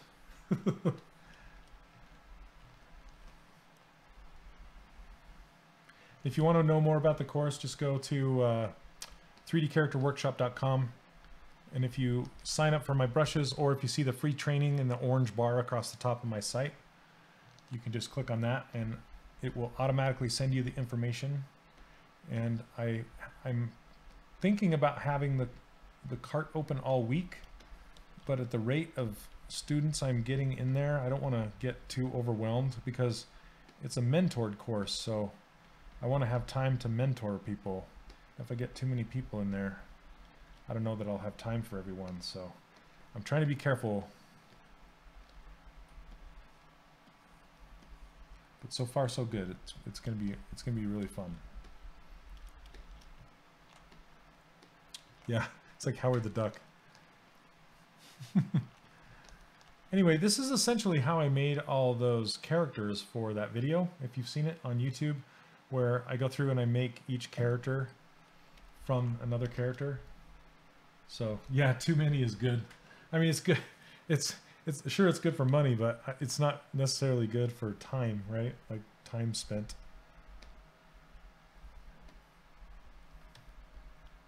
Let's see. Let's trim that down a little bit. And I did those characters a lot quicker, you know, for that video, because I wasn't necessarily talking to people. Will I do a ZBrushCore course? That's why I need to upgrade. Not enough core resources. I am thinking about doing something kind of like this, but if people get enough out of the stream, I don't know if I would necessarily do one. I don't know. I did a Sculptress one. I think some of you guys have seen it. It's just a quick one-off video that I did just to kind of get you going. And people enjoyed that, but I don't know if I'll do a core one or not. I've been thinking about it, but I think I'm going to be spending too much time with my my regular 407 course, so I don't know if I'll have time. Oh, will I be opening up for the second round? Yes, I will be. A wild Brendan has appeared. Lurker Brendan, hey, what's up, man? Welcome. I'm just showing people some ZBrushCore stuff. So I will be opening the course back up, but it will depend on Brendan. It will depend on how many people are in there at the time and how fast they're moving. And because I really want the people in there to be successful and have characters and get in there and really know what's, you know, how to make characters and not feel lost. And before I open it up again to a whole bunch more people, you know, and then that will take that much more time away from people. So I just want to make sure everybody gets their due diligence. So I'm trying to be careful, but if all goes well, like 4 to 8 weeks, maybe, I don't know. We'll see how things go. Oh, thank you. Thanks, Brendan. Oh yeah, thank you. It's been quite the day for sure. So Brendan, have you used Core at all? Have you messed with this? Well, I know you've messed with the other stuff, but I wonder if you've messed with this at all. So what's the price point for the character design mentored course? If you go to, sorry I have to do this, but I don't like mentioning the price because then everybody's focused on price. What you can do is just go, just sign up for the free training and you'll know like within the next day. You'll know right away what it is. So, and then you can make your decision then. But haven't messed with Core at all. First time seeing it. That's pretty cool. It has. I'm pretty impressed with how much stuff they do have in here. Like yeah, it pretty much has everything. It's missing just a few of the really core I shouldn't say core. It's missing a few of the real key options. So it's missing like the Z modeler brush, the topology brush, Z remesher, things like that. But it has enough stuff that you can completely make a character. It has polygroups, it has Dynamesh, has subtools, has subdivision levels.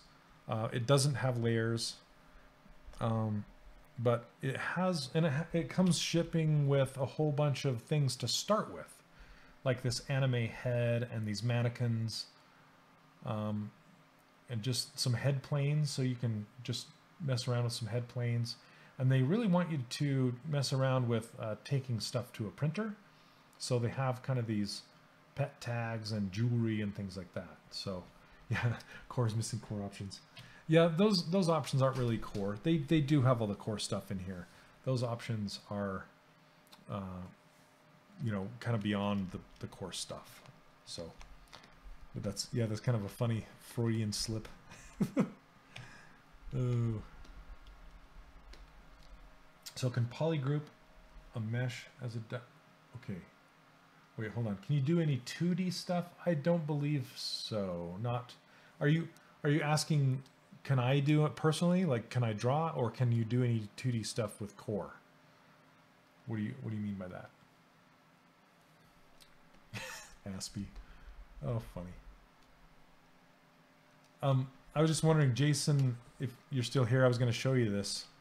And Matt, well, Matt, you've seen this, but any of you guys that are just coming in, I wanted to, oh, hey, how's it going, Studio J-O?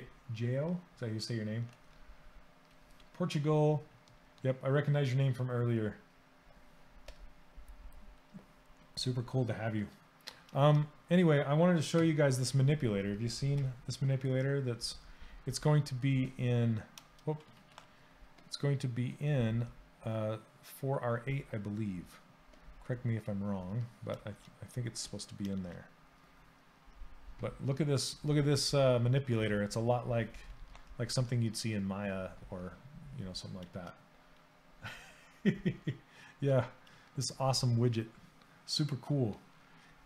You can do all sorts of stuff with it. Like say I'm on this bill, you can just move it in one direction or the other, or scale on all axes, or rotate. Yeah, super awesome.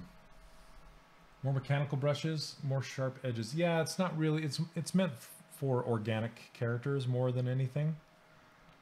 You can do some hard edge surface stuff in here, but you'd probably mostly be doing like using this insert multi-mesh cube and subtracting cubes out of one another with Dynamesh. It'd be kind of rough, but yeah, it'd be kind of cool. Yeah, the Gizmo. Okay, so in order to do poly paint, sorry, this is a really, I'm gonna say it, here comes the dad joke. This is a really lame duck, but I just wanted to show you guys, how to use ZBrushCore. And I'm talking more than I'm sculpting, so hope you guys are learning. If you want to fill in an object with a color, you can just click the color and select the object that you want to fill. Make sure you have RGB turned on, not M or mRGB, because that would add material as well. You just want the color, and then you can just hit fill object. Let's see, Z intensity. I'm trying to see why it's not working. Let's just try and paint on here. No.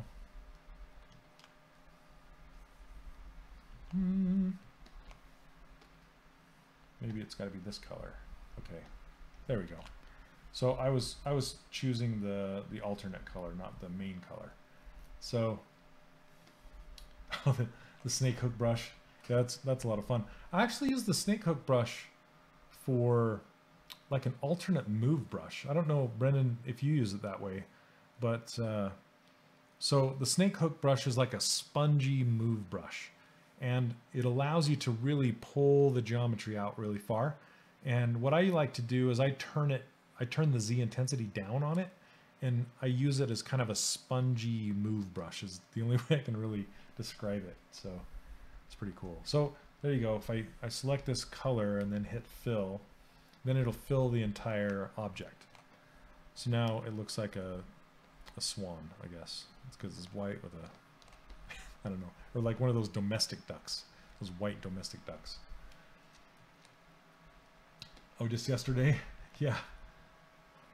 It's so nice. Oh yeah, fixing that foot, huh? That's right. I really like it. So now what I usually do is I will come in here and I will paint like fake ambient occlusion sometimes, like inside of the mouth. See how it's inside of the mouth is the same color as the outside of the bill. What you can do is just come in here, and if you click on this color swatch, I mean, you have this little color picker down here, but if you click on the color swatch, you'll get a much larger view here. Then what I can do is, if I hold down spacebar, you'll get this menu here, and you can adjust your draw size, your focal shift, your RGB intensity, a whole bunch of stuff is right here.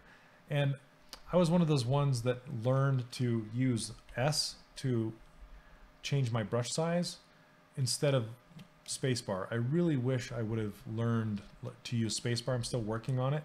So if you're just brand new, like train yourself, train your thumb to use spacebar so you can get this menu, because then you have access to focal shift right at your fingertips.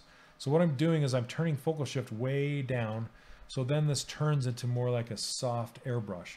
And then I can turn RGB intensity down to like a 2. Then I can come in here and just start slowly building this up.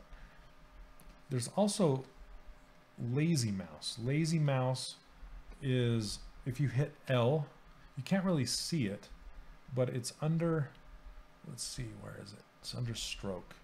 So stroke, lazy mouse right here. Lazy mouse, it will kind of drag a line behind your point that you're drawing. And I kind of compare it to dragging a rock through sand that by a string. So if you tie a string to a rock and then you hold that string out about 2 feet and then you drag that rock through sand and make designs with it, it's kind of like that, where you have much more control than if you actually just grab the rock and tried to make beautiful, nice sweeping curves with it with your hand. So you just have more control. So through the stroke menu, if you turn up lazy step, that actually will lengthen, I believe. Let me make sure I'm not lying. Yeah, so that will actually lengthen the line, like the string, before you start dragging it through. Okay, but for this, I want to turn it off. And the hotkey for that is L. So L, the same as lazy mouse, the same as Mickey Mouse on vacation. I don't even know what that means. You have to explain yourself. Mickey Mouse on vacation?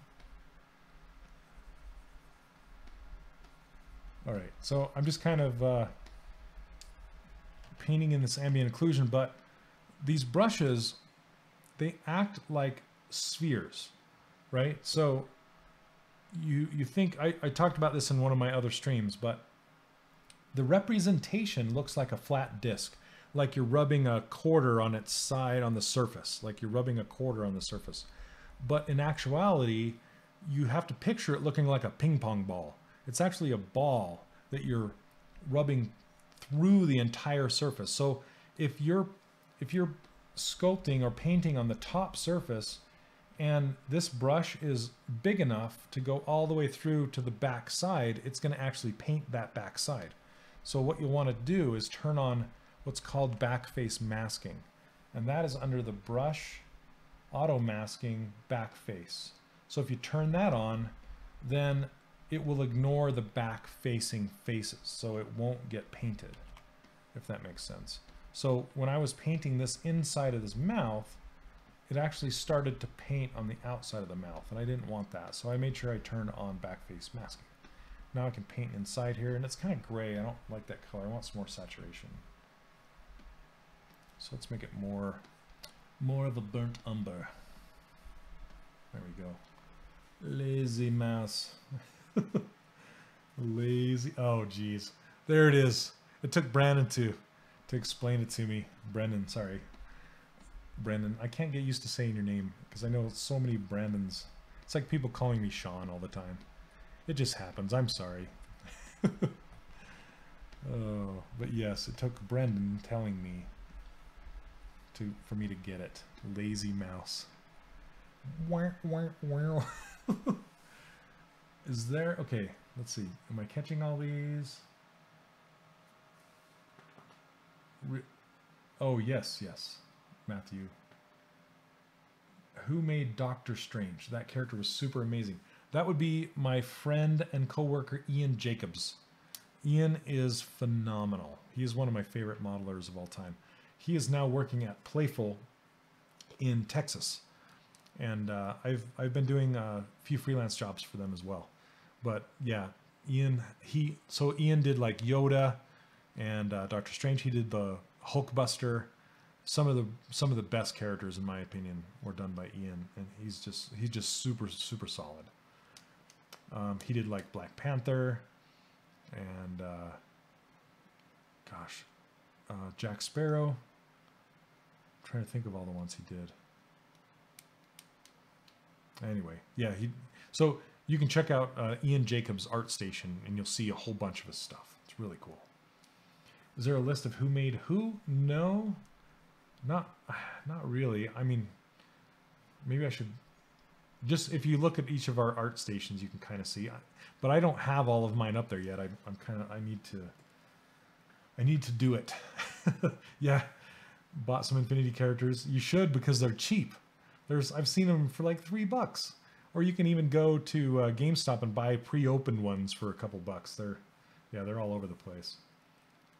But repeating Lentil's question, is there group as Dynamesh sub option like in?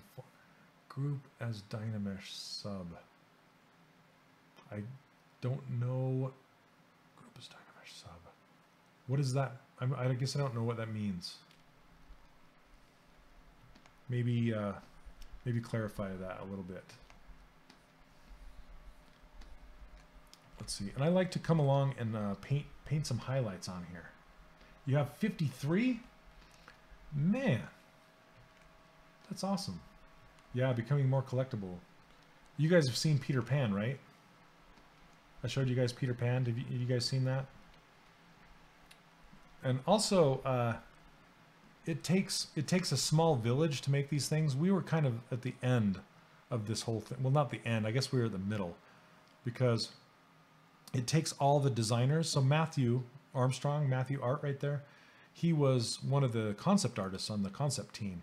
And so all of these characters would go through the concept team, and they would solve a lot of the problems, a lot of the look, and then they would get passed on to us, and then we would model them, and then we would get art directed pretty heavily. Our art director, John Diesta, and Jeff Bunker, and some of the other concept artists like Josh Black and Jason Kim.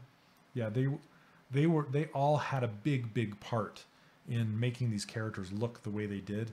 It makes me feel bad when it's like, hey, look what I did. It's just like, I want to show them on ArtStation, but it's not just me, you know, it's a lot of people go into making these things. So I want to say, like, I worked on these things, but they're not like mine, you know what I mean? So oh, Stitch was also done by Ian Jacobs. Yeah, and Matt Thorpe worked on a bunch of them, and Chris Wright, he was the department head when we were working on Infinity 1.0. So, and he's working on, okay, Jace, see you in a bit. Chris Wright is now working at Leica, and he was at Sony up in Vancouver for a while. He's a super good modeler. If you scroll up here, if you look at the banner up top, that was done by Chris Wright. That's a Corey Loftus design, and he modeled it. He's such a good modeler. He's come such a long ways. I knew him before he was a modeler. So yeah, it's really fun to watch how people evolve and where they go. But with this build, what I like to do as well is kind of kick it up into yellow and paint some highlights on here. See, even at RGB level 2, it's still really fast. I wish I could kick it down even more. Like, even a 1 is still pretty heavy. But anyway, it's just kind of fun. And smooth, if you'll notice, if I hold down shift, hey, Paris, ladies and gentlemen, Paris Christou is in the house. Thank you. Thanks for dropping by, man. Wow. So yeah, Paris Christou is, he owns Toonbox Studio, and he does a lot of 2D tutorials and draws super sexy girls, and yeah, does awesome stuff. Yay, glad to see you, man. So what I was saying is, if you hold down shift, the smooth also works with color if you have RGB on. So if I want to smooth out the color, you can turn Z add off and RGB on and smooth this out, and it'll actually blend the colors together. Not too quick though. That's the thing. I wish it would blend them quicker, but you know, it is what it is. Yeah, Paris, wow, that's awesome, man. Paris, I finally launched my course. I was talking to Paris way back when I first started even thinking about doing a course, because Paris has done courses before, and you know, he's a sea of information. So I was asking him about, you know, what does it take and what do you do, and he was very generous with his information. So it's awesome to see you here, man. I finally did it. Oh, you were? Oh, no way. Thank you so much, man. I appreciate it. Okay. So you guys just showing up. What I'm doing today is I'm showing ZBrushCore, and ZBrushCore it's this right here. it's a bundle, or you can get it separately, and it is a light version of the full version of ZBrush. So it's a cheap way to get in and try it, so you don't have to, you know, go full in and buy the, you know, the main version of ZBrush. I'm having a hard time speaking today. My brain is all over the place. Oh my goodness. Anyway, it's an easy entry level point for you to try out ZBrush with. There you go. Cool, yeah. Paris makes some good stuff. I need to model one of your things now that hopefully I'll have some free time to start making my own personal stuff. And your designs are still on my bucket list. So one of these days I'll be able to do it. Hopefully soon. I'm gonna shrink that bill a little bit. Make him a little cuter. Don't ask me what this is, I don't know. Oh, thank you very much. Yeah, we can start doing stuff like, yeah, make some wings. I don't know. I don't have a concept. I'm just kind of doing silly crap. So let's leave this duck and go play around with something else. What time is it? Let's see. So we're at 10 o'clock. Sorry, I'm just checking this stuff out. So this, let me save it. I don't know why I want to save it, but I'm going to. But you can see how you can easily block out characters and then Dynamesh them and get them, you know, nice and smooth. This has enough stuff in here that you can get a character made. You know, it's not too restrictive that you can't get in here and actually make something. So I'm going to try one of these Z-spheres. There's these really cool mannequins, like this hand and this rhino and this elephant, this cool frog. And what you can do with them is you can load them up, and then you can actually pose these guys. They're Z-spheres, but they're mannequins. I'm trying to figure out how I should take. Oh, if it's a time thing, so my course is it's a lifetime access course, and it's a go at your own pace. So it's not like an 8-week course where you have to join and then work really hard for 8 weeks and then you're done.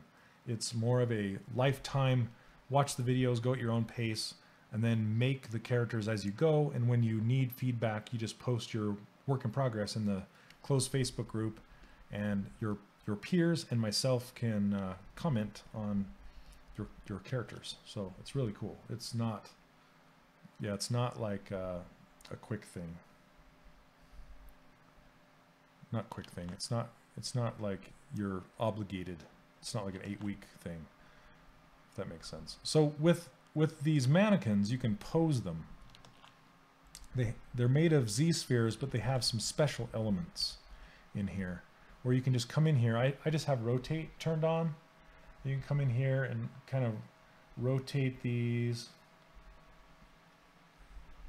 and just kind of pose them into place.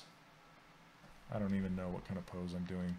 But then when you're done, what's really cool is you can, here, let me turn off symmetry. Yeah, it does. It has like these little toys. You can just kind of load them in and just dink around with them. So I'm going to turn off symmetry and make it kind of look like he's walking a little bit. Oops. I'm not sure how an elephant walks. They have strange legs.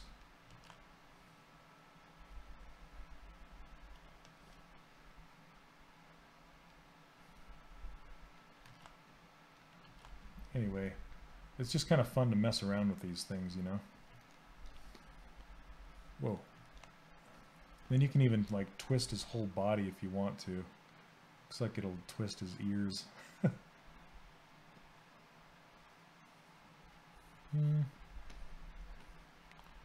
Yeah, there actually there's some mannequins that you can get, or that you can load up in here, that are like female and male mannequins that you can pose into. Like Paris, you have all those billions of poses, you know? You can just put them in a pose and then kind of build them out and use them as an underpainting for a drawing if you want. Kind of like those old, like those classic wooden mannequins, but they're, you know, way more detailed. You can come in here and pose them out. It's pretty cool. And yeah, ZBrushCore ships with those. So anyway, so when you're done with this, what you can do is just hit Dynamesh. Let's see. I think I need to make this a, let's see, Polymesh 3D. We'll have to see. Hey Steve, are you still in here? Steve probably went to bed. Can you modify them? Not really. You can't like add and take away objects from them. Hey Steve, do you know how I can make this this mannequin into a, do I have to make it a Polymesh 3D if I want to Dynamesh it? Mm-hmm.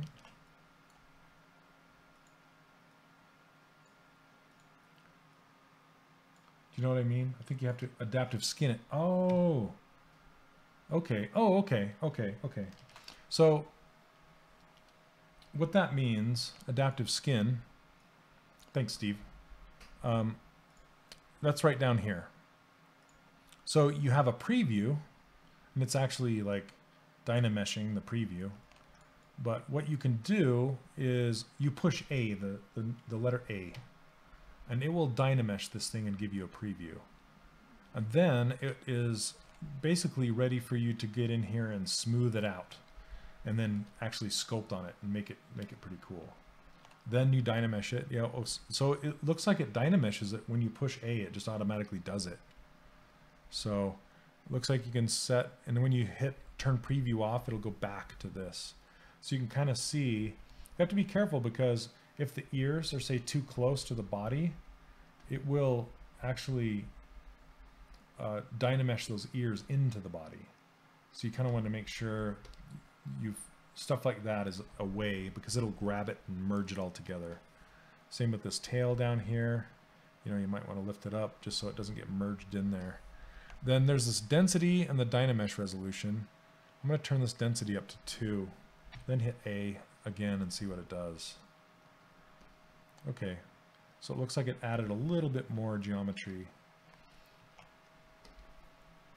So Steve, do you know if you can modify the mannequins? Like, you can add Z-spheres and stuff, or can you take stuff away? Do you know? Okay, so I'm going to smooth this. Make sure my Z add is on again. Otherwise, if my Z add is turned off and I smooth it, it's not going to do anything. So I want to make sure it's turned on. Oh, try it? Okay, let's try it. Let's see, I'm going to turn off preview. Then if you, well, is there a, there's only a smooth brush. There's not a Z-sphere brush in here. So smooth, you can only smooth it out. So it doesn't look like it. Doesn't look like you have Z-spheres to put in. Yeah, that was the brush menu. I pushed B. See, Z-sphere sketch brushes. That's all I get. Yeah, this only it doesn't allow me to add anything. Oh wait. So it's allowing me to make it more dense. Did you see that? Huh. So I just put a new Z-sphere in there and in the tail to make it have more more definition. Whoa. Okay, so now I'm on draw. Looks like you can. Okay, so if I hold down Alt, I can delete these things. I can have a shorter tail. So Paris, there you go. There's your answer. You can manipulate them and change them if you want. Okay, let me, I'm gonna go open my door really quick and turn my fan on. It's getting pretty hot in here, so I'll be right back. Oh, he's on classic skinning? Oh, use classic skinning? What's the difference? Huh, looks similar, but cool. Okay, 1 second.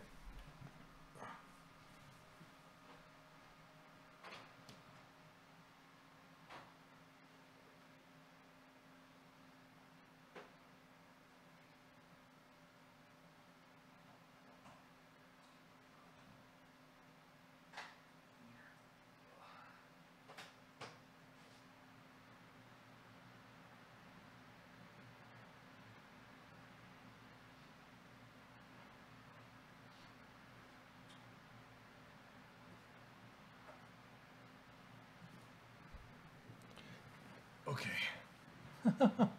Fan break. It's getting too hot in here. Oh, I'm used to putting on my headphones.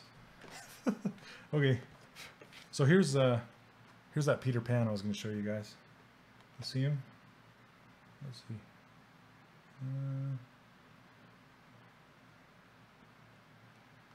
So cool.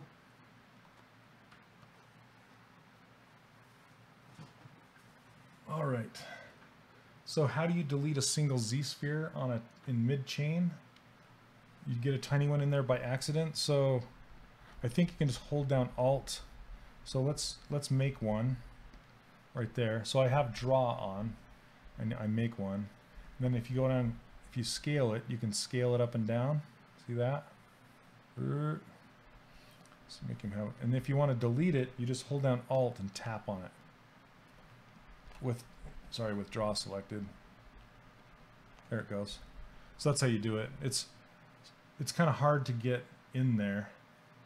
Oh, yes, I sculpted it along with a good friend and coworker of mine, Jason Kim. He did a lot of it, and I helped him sculpt it a bit. And he concepted it out. Jason Kim's really, really good. So now that I made it a Dynamesh, so you can come in here and smooth it all out. Make it look buttery nice. Very, very nice. So yeah, Peter, I was just, I was talking about him earlier in the streams and people wanted to see him. So while I was up getting the fan, I thought I'd grab him and show you guys. See how this kind of has a, this kind of stop sign, like polygonal look. So I could either have went in there and added more Z-spheres to add the density, or I can come in here with the move brush and just kind of straighten that out and make it look better. And I can inflate it back again with the inflate brush, just make it look a little better.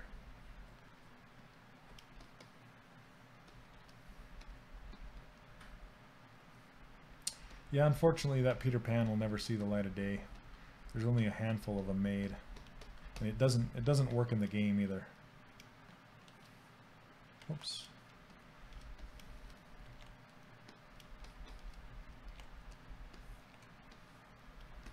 So, oh, you won't be able to get it this time around? Oh, that's okay. Hopefully it'll be around, it'll come out again. Like I said, it depends on how it goes, you know, when I'll open it again.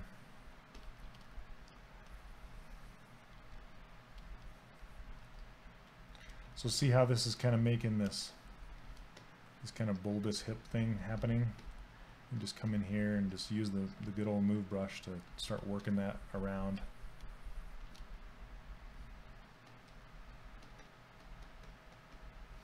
Or use the inflate brush and come in here and just kind of lightly inflate that and then smooth it back down. And then it gives it more of that silhouette we're looking for. Yeah, it gives a really good base to work with, you know. Yeah, Paris, I think if you got good at this, you would love it, man. You would love it. Those cartoon characters you do.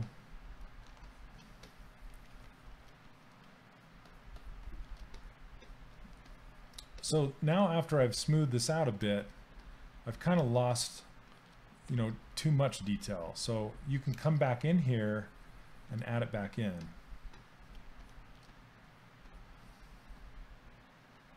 Like if I grab this Damien Standard brush, oh nice. You can, let me turn the floor off. You can just start cutting in detail, cutting it back in, making it crease again. And I can even use the Alt and pull it out. So you get some of those wrinkles, you know.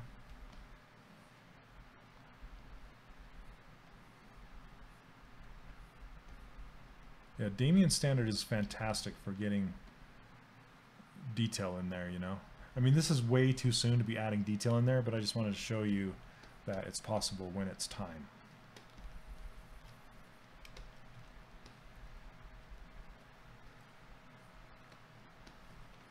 Paris, I'm so glad you want to learn this stuff.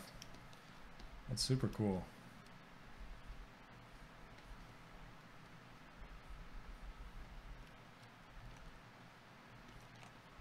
Elephant.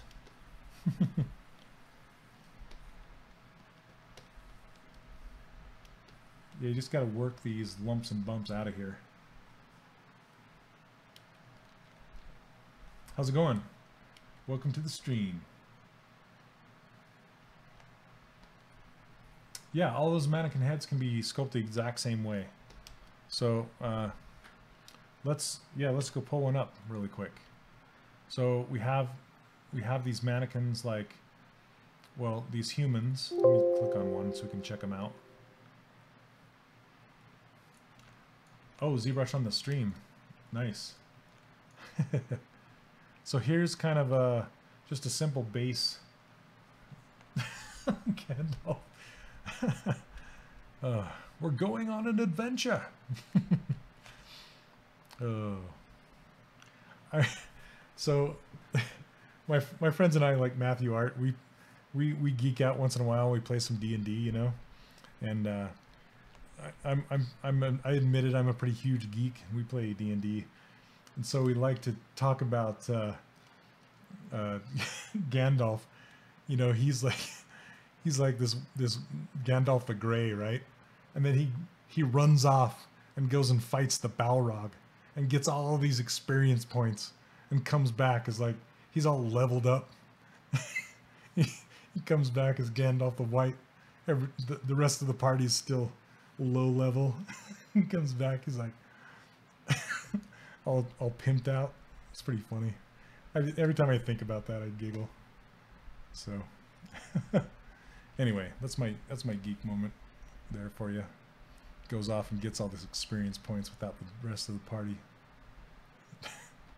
Gandalf. Dang that Gandalf. So you can come in here and you can pretty much pose this out any way you want. Turn off symmetry. Do some of those poses.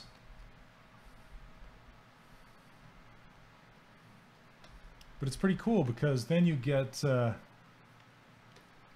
really good perspective and proportions, you know, to use in your drawings.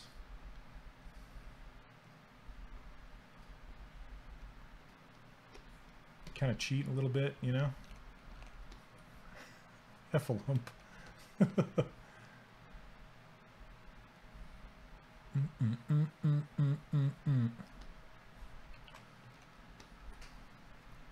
Let's see what else we got. It's kind of fun. Let's go back up to projects and see what else there is. Just play around with it a little bit. We got this anime head. Now this demo head and this demo soldier and this dog, these come with 4R7 as well. And we got Dynamesh. So these are actually Z-sphere models. These are not mannequins. These are different, meaning they're made of all spheres. So... let's take a look at the scorpion for a minute. Oh, you like those primitive shapes? Yeah, cool. Thanks. Yeah, it was quite the game changer for me when I finally realized that, because I come from the world of box modeling where you start with a box and you extrude faces and then you move points, methodically until you finally get something that you're proud of. But with primitives, you can, I mean, it's kind of like this scorpion here. This whole body is one big primitive with all these little shapes in there. And so it really helps you get in there and edit your shapes really easy, and it just helps you focus on form and silhouette and pose and stuff like that before even getting into detail and design. Because a lot of people jump into details too fast. And if you don't have a solid base to start from, then you're not going to make it any better by adding detail. As we as we call it in the industry, you can't polish a turd. Right? If it's crappy, it's going to be crappy. You can't fix it. So you got to fix it on the lower stages before you start polishing. So, yeah.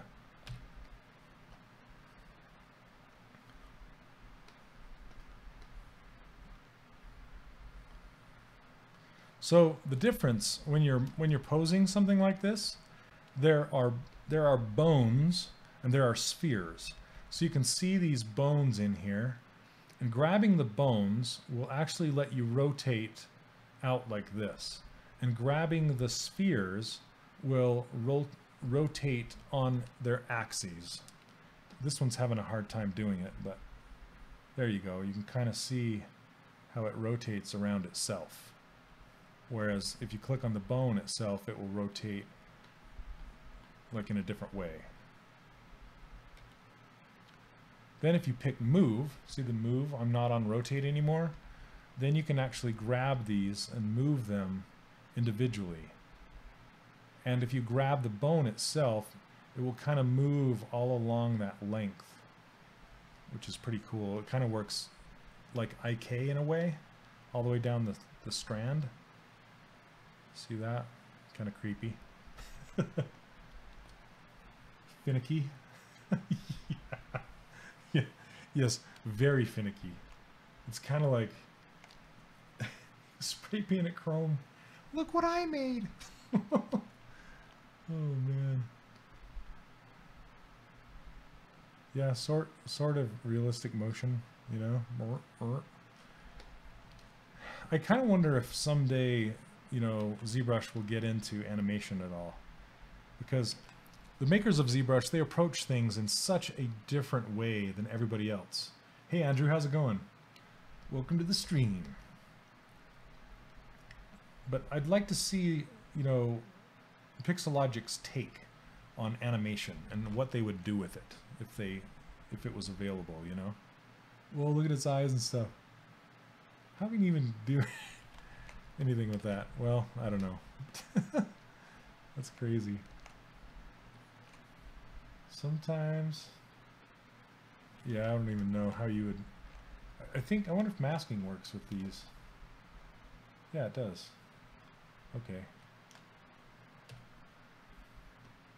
Well, I don't know that you can do anything with mask. Can you rig the sculpture in ZBrush? You can rig it with Z-spheres. It's just not very predictable, and it's not very usable in an animation posy kind of a sense. Some people have been pretty like they've managed to make it useful. So some people like it, but I made a dragon a long time ago, and I rigged that thing up with Z-spheres, even the wings and everything, and it yeah, it was super unpredictable, but it was fun to try for sure. And you can get it into certain poses that were fun, but in practical uses, it's much better to just use the Transpose tool and pose it, you know, just with that instead. Then you don't need to have a rig or anything like that. You can just pose it.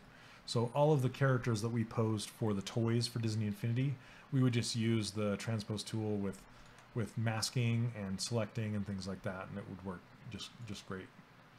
Yeah, just to pose it for print, that's how we would do it. We would just use the Transpose master and just, or Transpose tool. We would just use the Transpose tool and pose it that way. And it works, yeah, it works fantastic. Show homepage. What is that? Oh, okay. I got a link to the ZBrushCore homepage right there.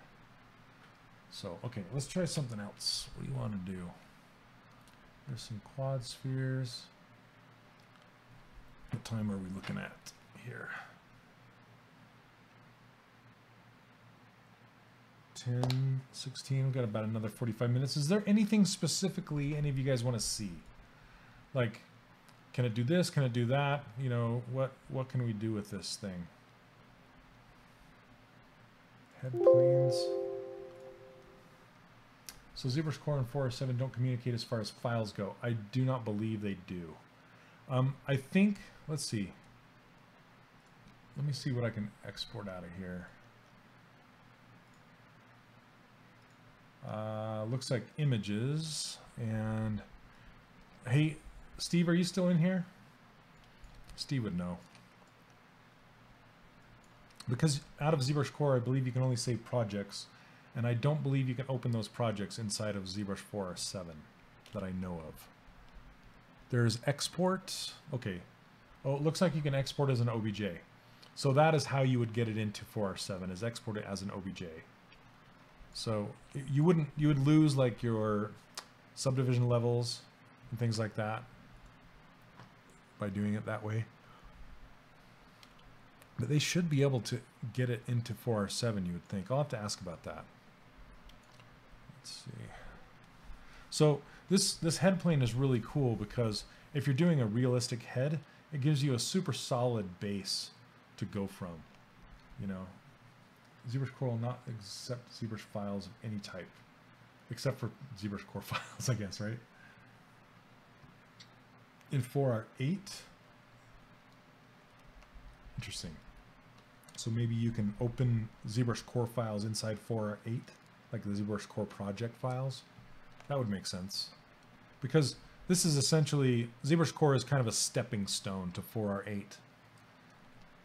So anyway, with this guy, it's pretty low resolution. So you can come in here and you can just start smoothing it out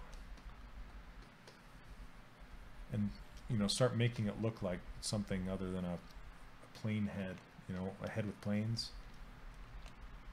That's nice to know. Yeah.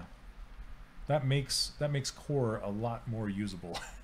You know, if you could only use them in here, it wouldn't make them that usable, right?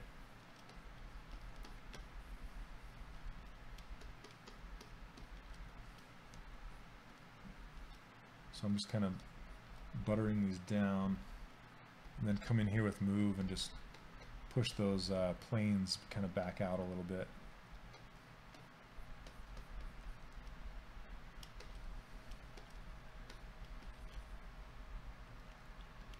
Let's see, like, yeah, it could be the way to make mechanical things in the. Oh yeah, you could do that. Core accepts OBJ. Took an STL, converted it to an OBJ, and then modeled it in Core today. Oh yeah, yeah, it's right here. Import. You can import OBJs. That's right. Yeah, that's a good point.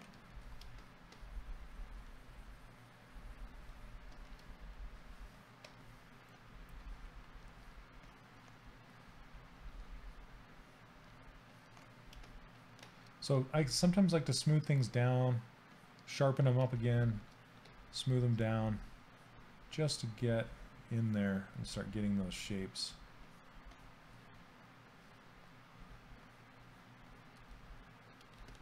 You can just explore, and then you can also, if you want to, like, make completely different looking heads with different jaws and things like that. Oh, really? You're printing it out? Nice. Very cool. Like, you could just change the look of his face by pulling his jaw out. Make a guy that looks like Gaston or something. You can also subdivide this. Oops, that's Control S. Control D will add some more geometry, but then you'll lose some of the functionality if you add a subdivision level, but you'll get more, it'll look smoother as you go. Then there's this, let's see. Yeah, Jay Leno. What? You can plug it in right there.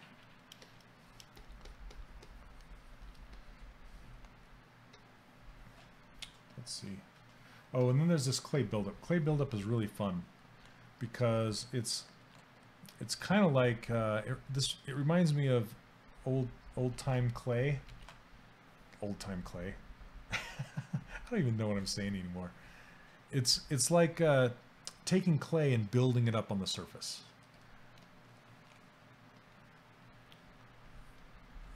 But you have to turn down the intensity a lot. So like this is intensity 1 and it still builds up quite a bit. You can smooth it down, build it up some more, smooth it down, and you'll start creating these nice, you know, where the muscles go around the cheeks. You can start, you know, bringing in like the lips and things like that.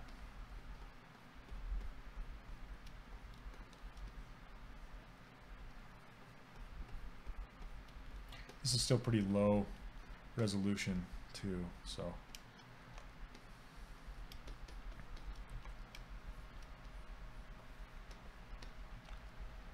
Anyway, then you can just come in with the Damien Standard brush and just start to define some of these shapes. And then put some eyes in here, just using that insert multi-mesh again. Using the sphere, just draw them in. Oh, let me freeze. See, I can't have subdivision levels when I want to use an insert multi-mesh. You have to delete them. So let's see. It's not that cool. Just to, oh, quick. Yeah, but you're printing for your son. You're making your kids toys. You're printing a toy, right? You're just like, hey, check it out. I made this. It's so cool. Oh, can you cut from them? Like turn the head into a helmet by cutting away the neck. Yes. Yeah. So here, let's do an extract. Here we go. So let's see. Let's say we're gonna put a necklace on this guy for some reason. Check this out. Let me add some more geometry to the surface. Turn this up and then Dynamesh again. There we go. Now we have a lot of geometry. And Troy and Lena, they are also streamers on here. They use this technique all the time, where you just kind of draw a mask on the surface. So I'm just holding down Control, drawing a mask, and then just kind of making a, I don't know, just kind of some kind of a necklace. Oh, good night. Thanks for dropping by. Yeah, the most exclusive toys ever. One of a kind.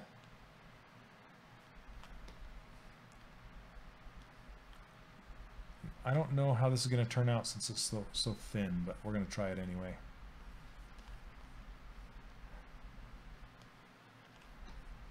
So now that we have this, there's this extract utility right here. Then I'm just going to try it and see. Okay, see that? It just kind of makes a new piece of geometry from the masked off area. And you can set the thickness, you can set the smoothness. And that's just a preview. When you hit extract, that's just a preview. So then you can, make it double-sided. Okay. So let's see. I'm going to turn up the smoothness a little bit, and that'll kind of smooth out these edges, and then you can really get in there and, corner quads to tries. I don't know what that does. Anyway, you can accept it, and it will make a new piece of geometry that also has a mask on it. And I'll leave it masked like that, so then I can come back in here with smooth. I'm going to turn the intensity down and come back in here and kind of just butter it up a little bit. Then clear that mask. And then you can kind of just smooth it down so it's like a, sort of an okay looking necklace. I don't usually use this method in ZR7. I usually use the topology and then, you know, extrude it out because it's kind of messy like that.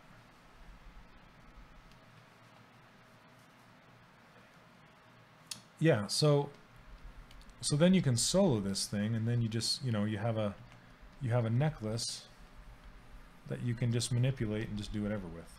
And I can now turn up the resolution, Dynamesh it again. Now I have even more resolution. Oh, is there? Oh, there's polish. So I can crank this polish up a bit. And it'll try and polish it a bit. You can also inflate it from here. See that? Inflate the whole thing bigger. So it's kind of fun. But it looks like polish takes a bit. There we go.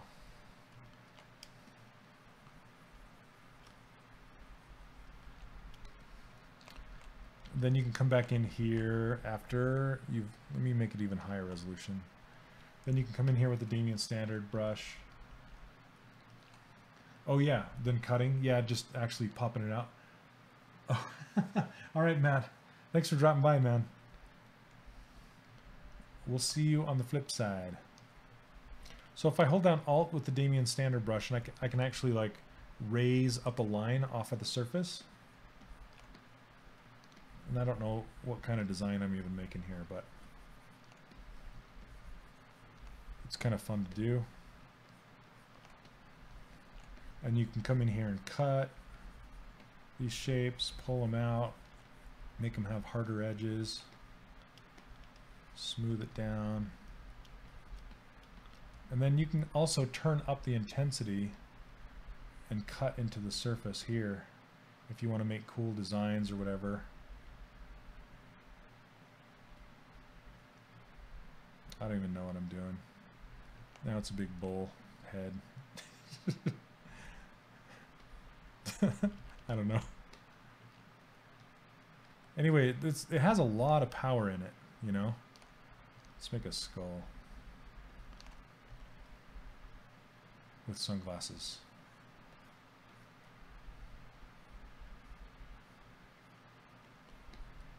You can come in here and do the teeth.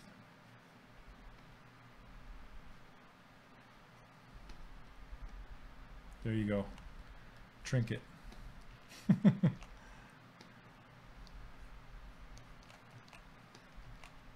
Good times.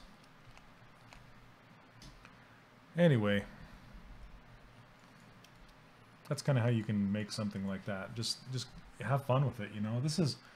That's the thing with Core. I think they want you to do is really start having fun with getting in here and just playing with it and seeing what you can make. You know, don't try and make something super cool. Just get in here and play and see what you can do. See what stuff is available. So to make lips, you can just take the Damien Standard brush. You can pull these out. Pull that out. Yeah, you could totally create hair the same way if you want. You can make dumb looking lips like that. Looks horrible. I'm making a jock apparently. I don't even know. Oh geez. Here, I'll show you this other brush. I'll show you this brush called Polish. I want to be more subtle with these lips. Hair is hard. I usually use a brush that Dylan Ekron made, and I talk about it in my course. But he made a really cool hair brush that you can find on Gumroad that you can lay down strands of hair, and that only works in 4R7. But that's something to look into if you're serious about making hair over in ZBrush.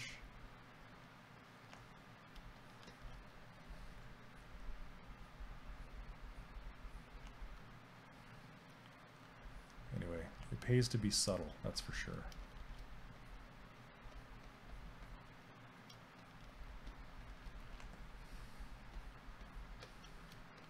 That's kind of looking a little better.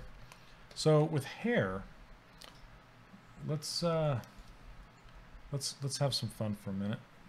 What time we got? 10:30. Okay. Okay, with hair, what we can do is we can mask out the hairline like so. Just come down in here.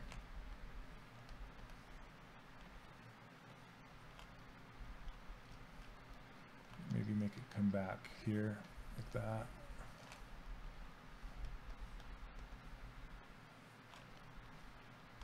I usually do the outline first and then fill it in. Extrusion, create a mask on a character. Okay, I'll show you. Here, let me show you his comment. Okay, let me show you the hair first, and then I'll show you how to do that.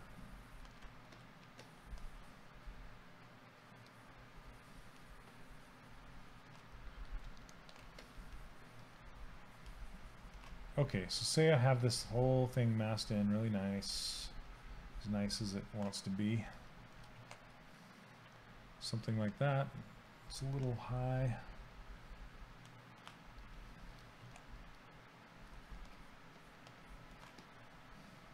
Sure. And then you just do the same thing and just extract it out. Just try it, see what it looks like. Something like that, but let's make it a lot thicker. It's probably going to be too thick. Huh, sure. Okay, let's do that one more time. I will keep it. All right. Now we have a kind of a base to start with, right? And we can just start going in here. And it puts it on its own subdivision level with masking. Oh, it looks like, you know what? It looks like I grabbed the mask that was already part of the necklace. I didn't clear the mask before I did it. So let's delete this. And it is kind of a little thick. So let's clear the mask on here as far as this. And I'm going to use, is there a mask lasso? Mask circle. No mask lasso. Okay, well, we'll just hide this necklace and clear out this mask like this. There we go. Yeah, I did the necklace too because underneath the necklace I still had it masked, right? So, okay, now I'm going to turn this thickness down a little bit. Let's try it. There's no happy medium. Okay, sure. Except select the hair.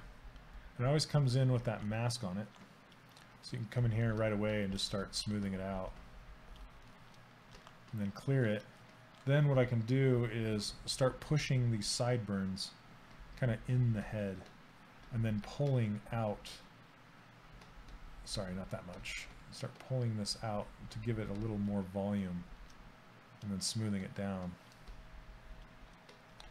But what I was going to show you with this hair, what you could do is come in here with like the Damien Standard brush, and this is going to look bad, but you can kind of detail it out a little bit.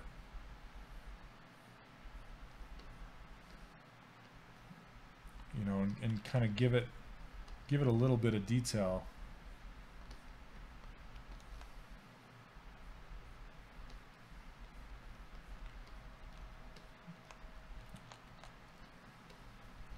And then I can come in here with inflate, kind of make this area bigger.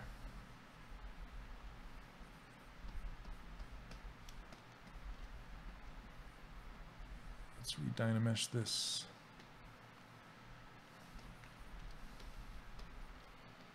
Anyway, you can just kind of go back and forth. Yeah, it's not really rocket science. It's just more of a matter of knowing what does what and how to do it, right? And once you know what the tools do and where they are, then it's just a matter of getting in there and getting it done. So, but you can come in here and kind of fake strands, or Or you could even mask out each strand by itself and pop it off the surface. You know, there's so many things you can do. Like I'll usually take the back of hair and kind of push it into the head so it resolves really thin.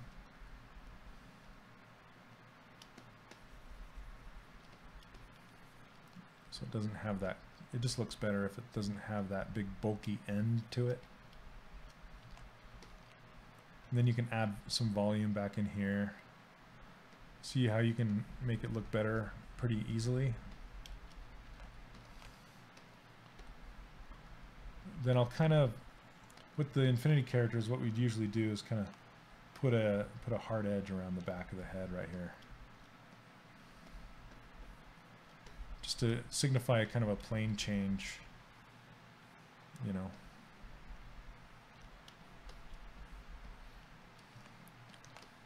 Anyway, does that help you guys at all? So, okay, I had a question about how do you push stuff in, right? So I'm just going to show you on the back right here. And I have the head selected. All you have to do is mask off a section. And you can make it look, you know, make your mask look like whatever you want. Like half moons or something. Then you can, with the Transpose tool active, or sorry, with the Transpose tool not active, so just draw on, you can hold down Control plus Alt and tap on the surface, and it will sharpen that mask. So I tapped on it twice. If you hold down Control and tap on the surface without holding Alt, it will blend that mask. Okay, so sharpen or blend. So I'm going to go back. Now I can invert the mask by holding down Control and clicking on the background. And that will invert it. Then remember when I said you can take the Transpose tool and you can click on the surface of your model, like so. Now what you can do is push it in, like that. And it's going to make some janky edges, but you can fix that with Polish and Dynamesh. So check this out. If I turn on Polish and I have Dynamesh turned on, I'm going to turn it to about 296, something like that, 312. And then I'm going to Dynamesh it. Check that out. Voila. Digital cattle branding. Yes, yes. Does that answer your question? I can't remember who asked it. But that's kind of how you push stuff in. And then you can do the opposite of pulling it out, you know.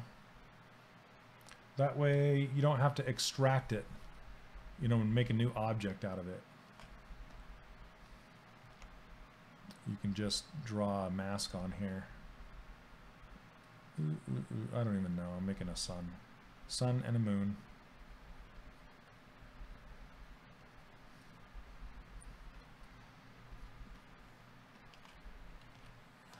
And then sharpen it. And then invert the mask and I'll do the opposite. I'll just pull it out. Ooh. And if you hold down Shift while you're pulling it out, then it will actually it will snap and stick to the axis of that transpose line.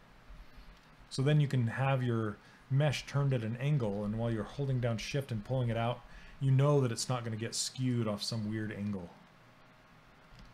So now if we Dynamesh again with Polish turned on, it turns into Butamus. Then you can just go in there and clean up these shapes a little bit if you want to. So I hope that helps. Yeah, no problem. I hope you learned some stuff. Hope you learned about ZBrushCore.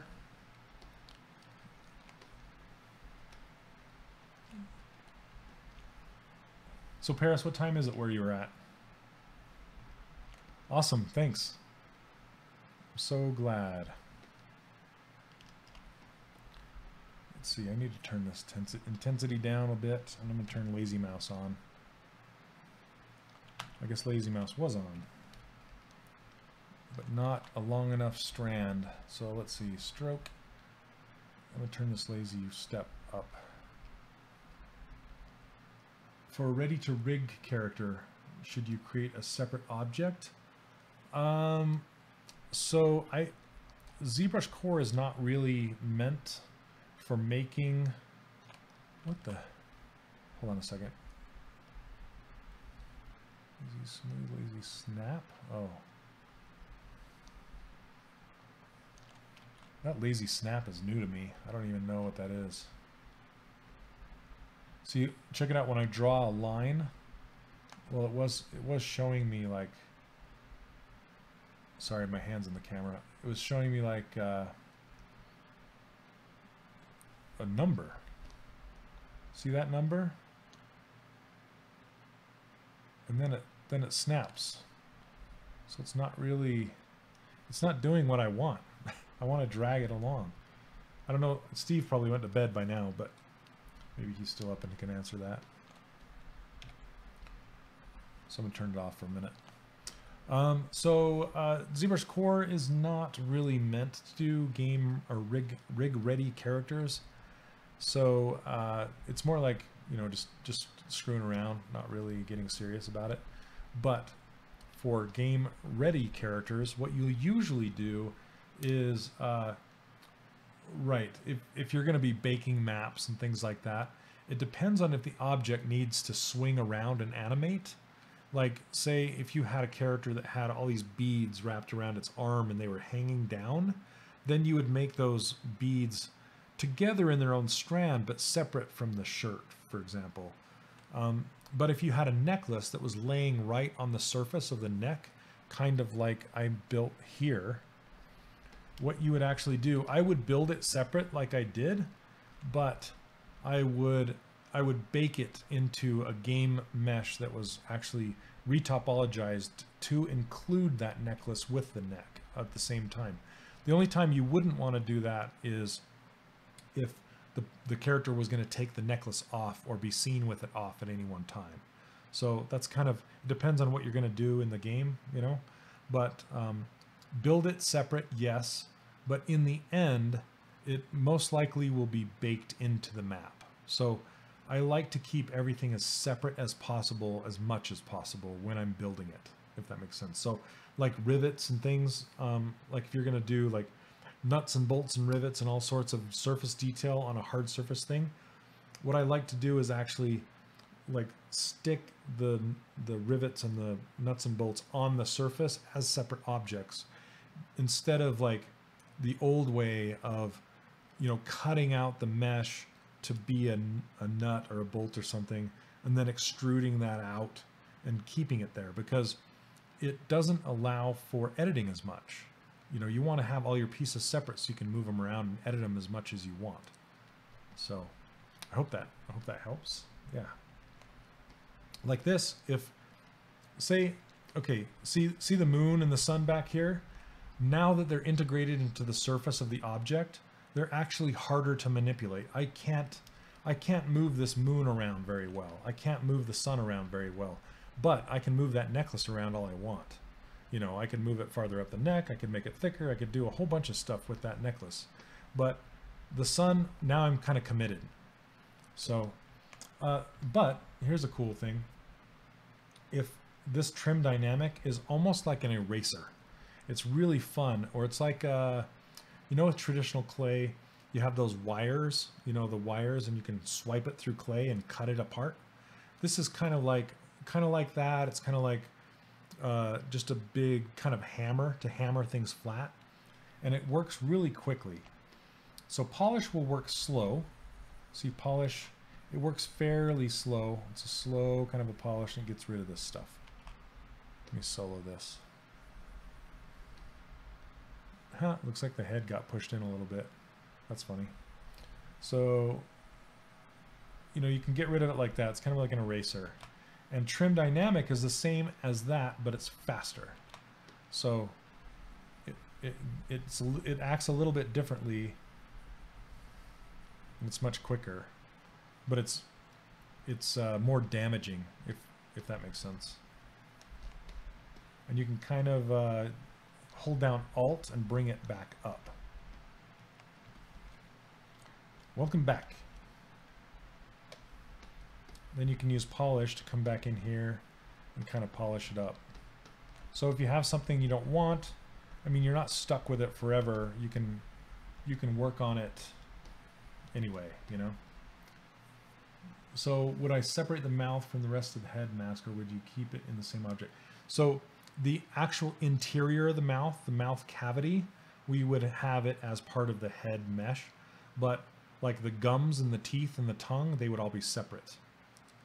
So the teeth would actually be separate piece than the gums, so they would be separate. And most of our characters had just like a big horseshoe for teeth. They didn't actually have individual teeth. Since it was stylized, they were just a big horseshoe. So, if that makes sense. What was I going to do?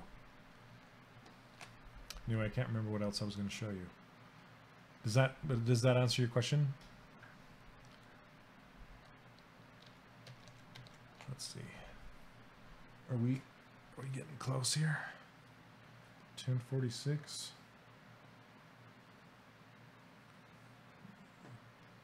Is there anything else you guys want to see, or any other questions that I didn't cover? Oh, sorry, Suther. Thanks for coming back, though. I think my coffee's cold by now. I know my chocolate's at the bottom. But anyway, ask away if there's anything you want to see. I'm going to look here. Z plugins. Oh, like the whole jaw. No, we would keep those together. You're talking about like split the whole jaw and keep it. So when you're blocking out a character, that's different. That blocking out a character, sometimes we would have, like, I will make a section like here that's one sphere. And then I'll make a section up here that's another sphere, like that makes it the skull, and I'll split it at the eye line. But the only time I would really split it at the jaw is I will split it as a polygroup, not necessarily two different meshes, because you want to keep it seamless. You know, if that would leave a seam going down his jawline, so we would usually keep it together, if that makes sense. But like the duck that I was doing in the very beginning, I don't know if you saw that, but you can keep the upper and lower parts of the mouth on a cartoon character like that separate for longer, a lot longer. So is that what you meant? I hope so.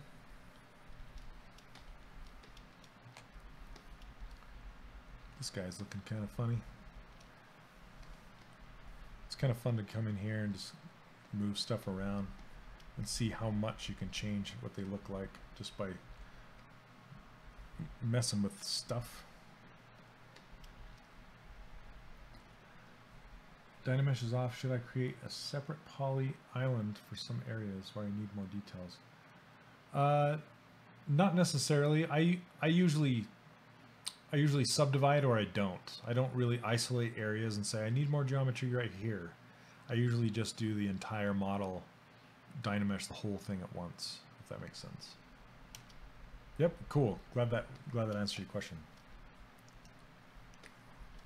And I will keep, a lot of times I will keep the mouth closed just like this for the majority of the time. I don't build the mouth interior until the very end. So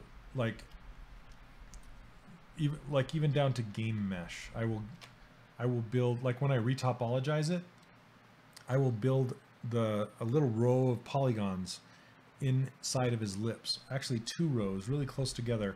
Then I'll bring it back inside of ZBrush, and then I'll extrude it in and make the mouth interior. I actually do color it inside of ZBrush. So what I'll do is I usually will pick Skin Shade 4, this material here. Then I will pick a color, like say a skin tone or something. And this is called poly paint. See this paint right here? And this poly paint will transfer out to most programs. Then you can just start painting like this. But what I'll usually do is fill the object, but you want to have your Z intensity or your RGB intensity turned all the way up. Then hit fill, and then it'll fill the whole thing. And then come back in with some reds, you know, to kind of warm him up a little bit. And then you can turn your RGB intensity back down to like a 2. And then start warming him up, like painting in the reds and across his nose. Yeah. And then you don't have to have UVs. You can just, you know, just have fun with it. And then mess with focal shift. And it's kind of like the fall off of a light. You know, you can either have a tight edge or a smooth edge. That's what focus is. This focal shift right here. So minus 90 is a very tight edge, and plus 90 is a very sharp edge. So let me crank up this RGB intensity. I'll make it a little more red. Then you can just come in here and and this all depends on the density of your model. So as you can see, if you get close here, I turn on wireframe by hitting Shift F. We don't really have that many polygons, because what it's doing is it's coloring every single dot with color. So the more dots you have, the tighter your color is going to be. So if I come back in here, go to Dynamesh, and I'm going to crank that resolution up to like 500 or so. Then re-Dynamesh. It'll take a minute.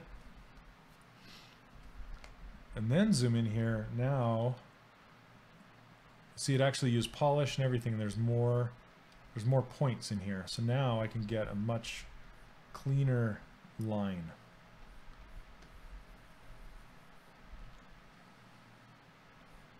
And you can even come in here and do like, I don't know, lip liner, you know, to make this a little darker than the rest. You can blend it with Shift just to create kind of a fake shadow, you know.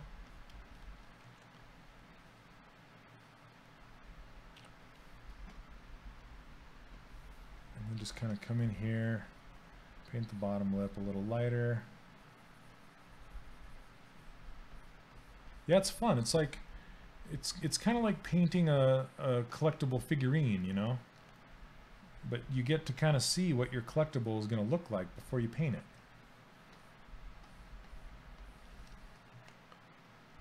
So then you can also come in here and use your airbrush, change the focal shift down to light, change your RGB intensity down to like a 2, and paint some more warm down here. And I can paint some blues, you know, on the chin.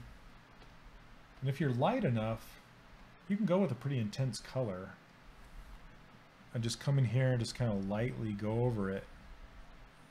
And if you take it too far, okay, if you take your blue too far like this, then what you can do is eyedrop this color with C and then come back and kick it back. So if you're, why does my focal keep shifting? Okay, there we go. Anyway, you can push it back to the skin color.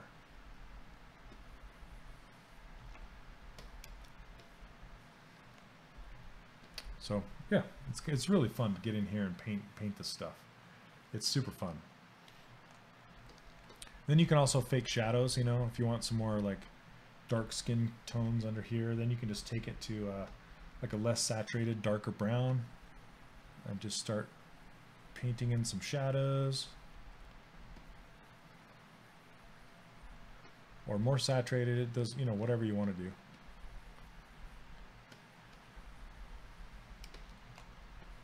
So yeah, it's all that stuff you can do in ZBrushCore.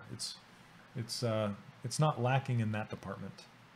So it's only really lacking when it comes to hard surface stuff and Z-remesher stuff, the topology brush. Those are some of the things that you would be missing. But if you're just doing it for the hobbyist reasons, you're not missing out on anything. So with these eyeballs, I'm going to put some eyeballs in. I usually like to grab like a kind of a yellowish color, not pure white. And I'll just kind of put them into place. And he looks like the doctor from Who Framed Roger Rabbit. His eyeballs get all whacked out. So now I can split this into its own subtool by going split masked points. And now I split this off. I can turn solo. And then I'll push his eyes into his head. Like this. Kind of bring them closer together. Then once he gets eyes into place, oh, what does the Dynamesh thickness slider do? Dynamesh thickness?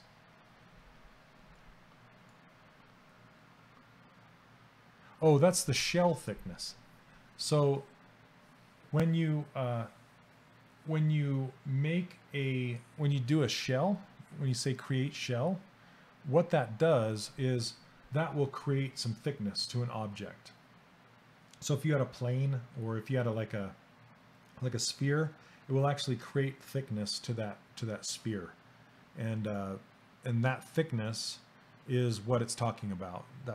So it's like a shell thickness, and I don't really use that too much with Dynamesh. No, I've just used it a lot. I've used it a lot.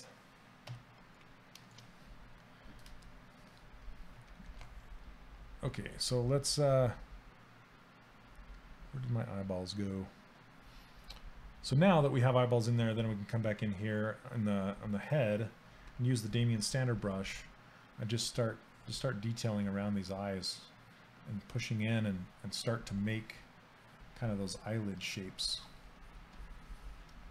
And you can use the inverse of it, like the Alt, and start bringing the eyelid out. You can also use this clay buildup. It's kind of fun to build up the eyelid underneath there. It might take a bit to do. I'm going to hide the eyes for a minute. Turn up the intensity and build this up.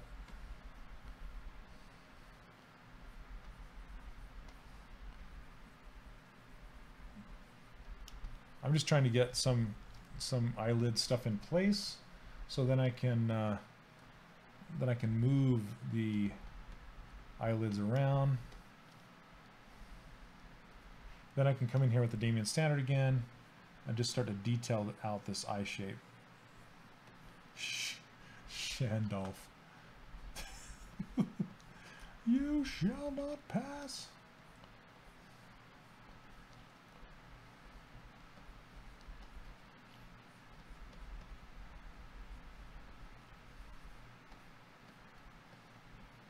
Anyway,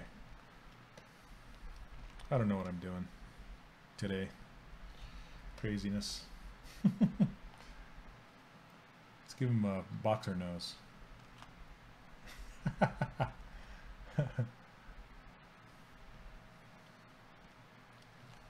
Nice.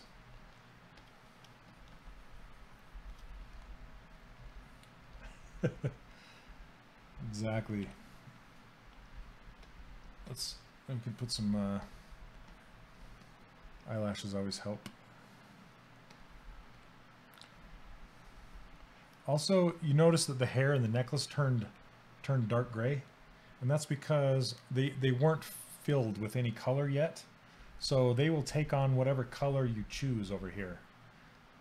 But they won't take it on right away. They'll take it on when you rotate your object. So you won't know until you rotate.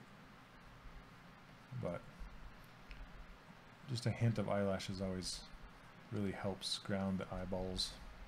And you can kind of fake some ambient occlusion up in here. Yeah. But you can see that you can do something fairly quick, you know? I haven't been at this for too long. You can just bust something out fast. So, see, I'll show you. See the black and the necklace? I'm going to change this to a bright green. See that? It'll just change to whatever you choose until you actually choose to fill it with a color. And then materials, let me show you materials for the last thing. So the last, with materials, it's kind of like a shell. You put the shell around your color. That's why I don't use materials too much. They're kind of fun to play with, right? But if you put material on there, then it's just going to take on the properties of that material. Now the color is still underneath there, that you just can't see it. So you can play with some of these materials, and some of them I like to switch to because they will kind of show you different surface properties, you know. But usually when I'm sculpting, I will stick to Skin Shade 4 because that's the best way to see my color. Right, so that's a little bit of advice for you. I'll take this a lot more red. Anyway, I think that's it. Yes, it's like a layer that you can change. But you don't ever want to fill your object with a material usually, because it's just a temporary effect that you can't really take out of ZBrush. So you don't want to kind of fool yourself into thinking that it looks a certain way, and then you take it out of ZBrush and it doesn't look that way anymore, and you just wonder why it doesn't, you know. So I usually just stick to just one material. This Skin Shade 4 shows your poly paint off the best, so I just usually stick with that. So anyway, it is 11 o'clock, guys. Thank you so much for stopping by and watching this ZBrushCore stream. I hope you learned a lot, and hope you want to try it out. It's a minimal investment for a lot of fun and exercise and energy. Does the key? I don't think it has the keyshot bridge. I don't believe so. Yeah, it's only left. So yeah, Paris, I'm so glad you stopped by, man. Yeah, it's we have to chat some more. But yeah, Jace, thank you for stopping by. Thank you everyone for the support. And I will be back next Sunday, and I will be working on that girl character that I've been working on up until now. So I'll probably do another ZBrushCore stream. If you guys have questions, maybe save them up, and just go ahead and fire them away next time I do a ZBrushCore stream. So, and I need to ask these guys how you get your model out to a printer, because I'd like to take and actually make an entire model in here and push it out to a printer. That'd be kind of fun. So anyway, thank you everyone. And once again, if you guys are interested in my course, it just released today. The cart is going to close next Sunday, so you have a week, but I may close it earlier because there are a lot of students coming in, and I don't want to overwhelm myself. But if you're interested in that or my brushes for ZBrush 4R7, you can go to 3dcharacterworkshop.com, sign up for my brushes, sign up for the free training, and hopefully I will see you in the course. And those of you already in there, thank you very much. I can't wait to see what you guys create. So take care, everyone, and I will see you next week. Have a good one.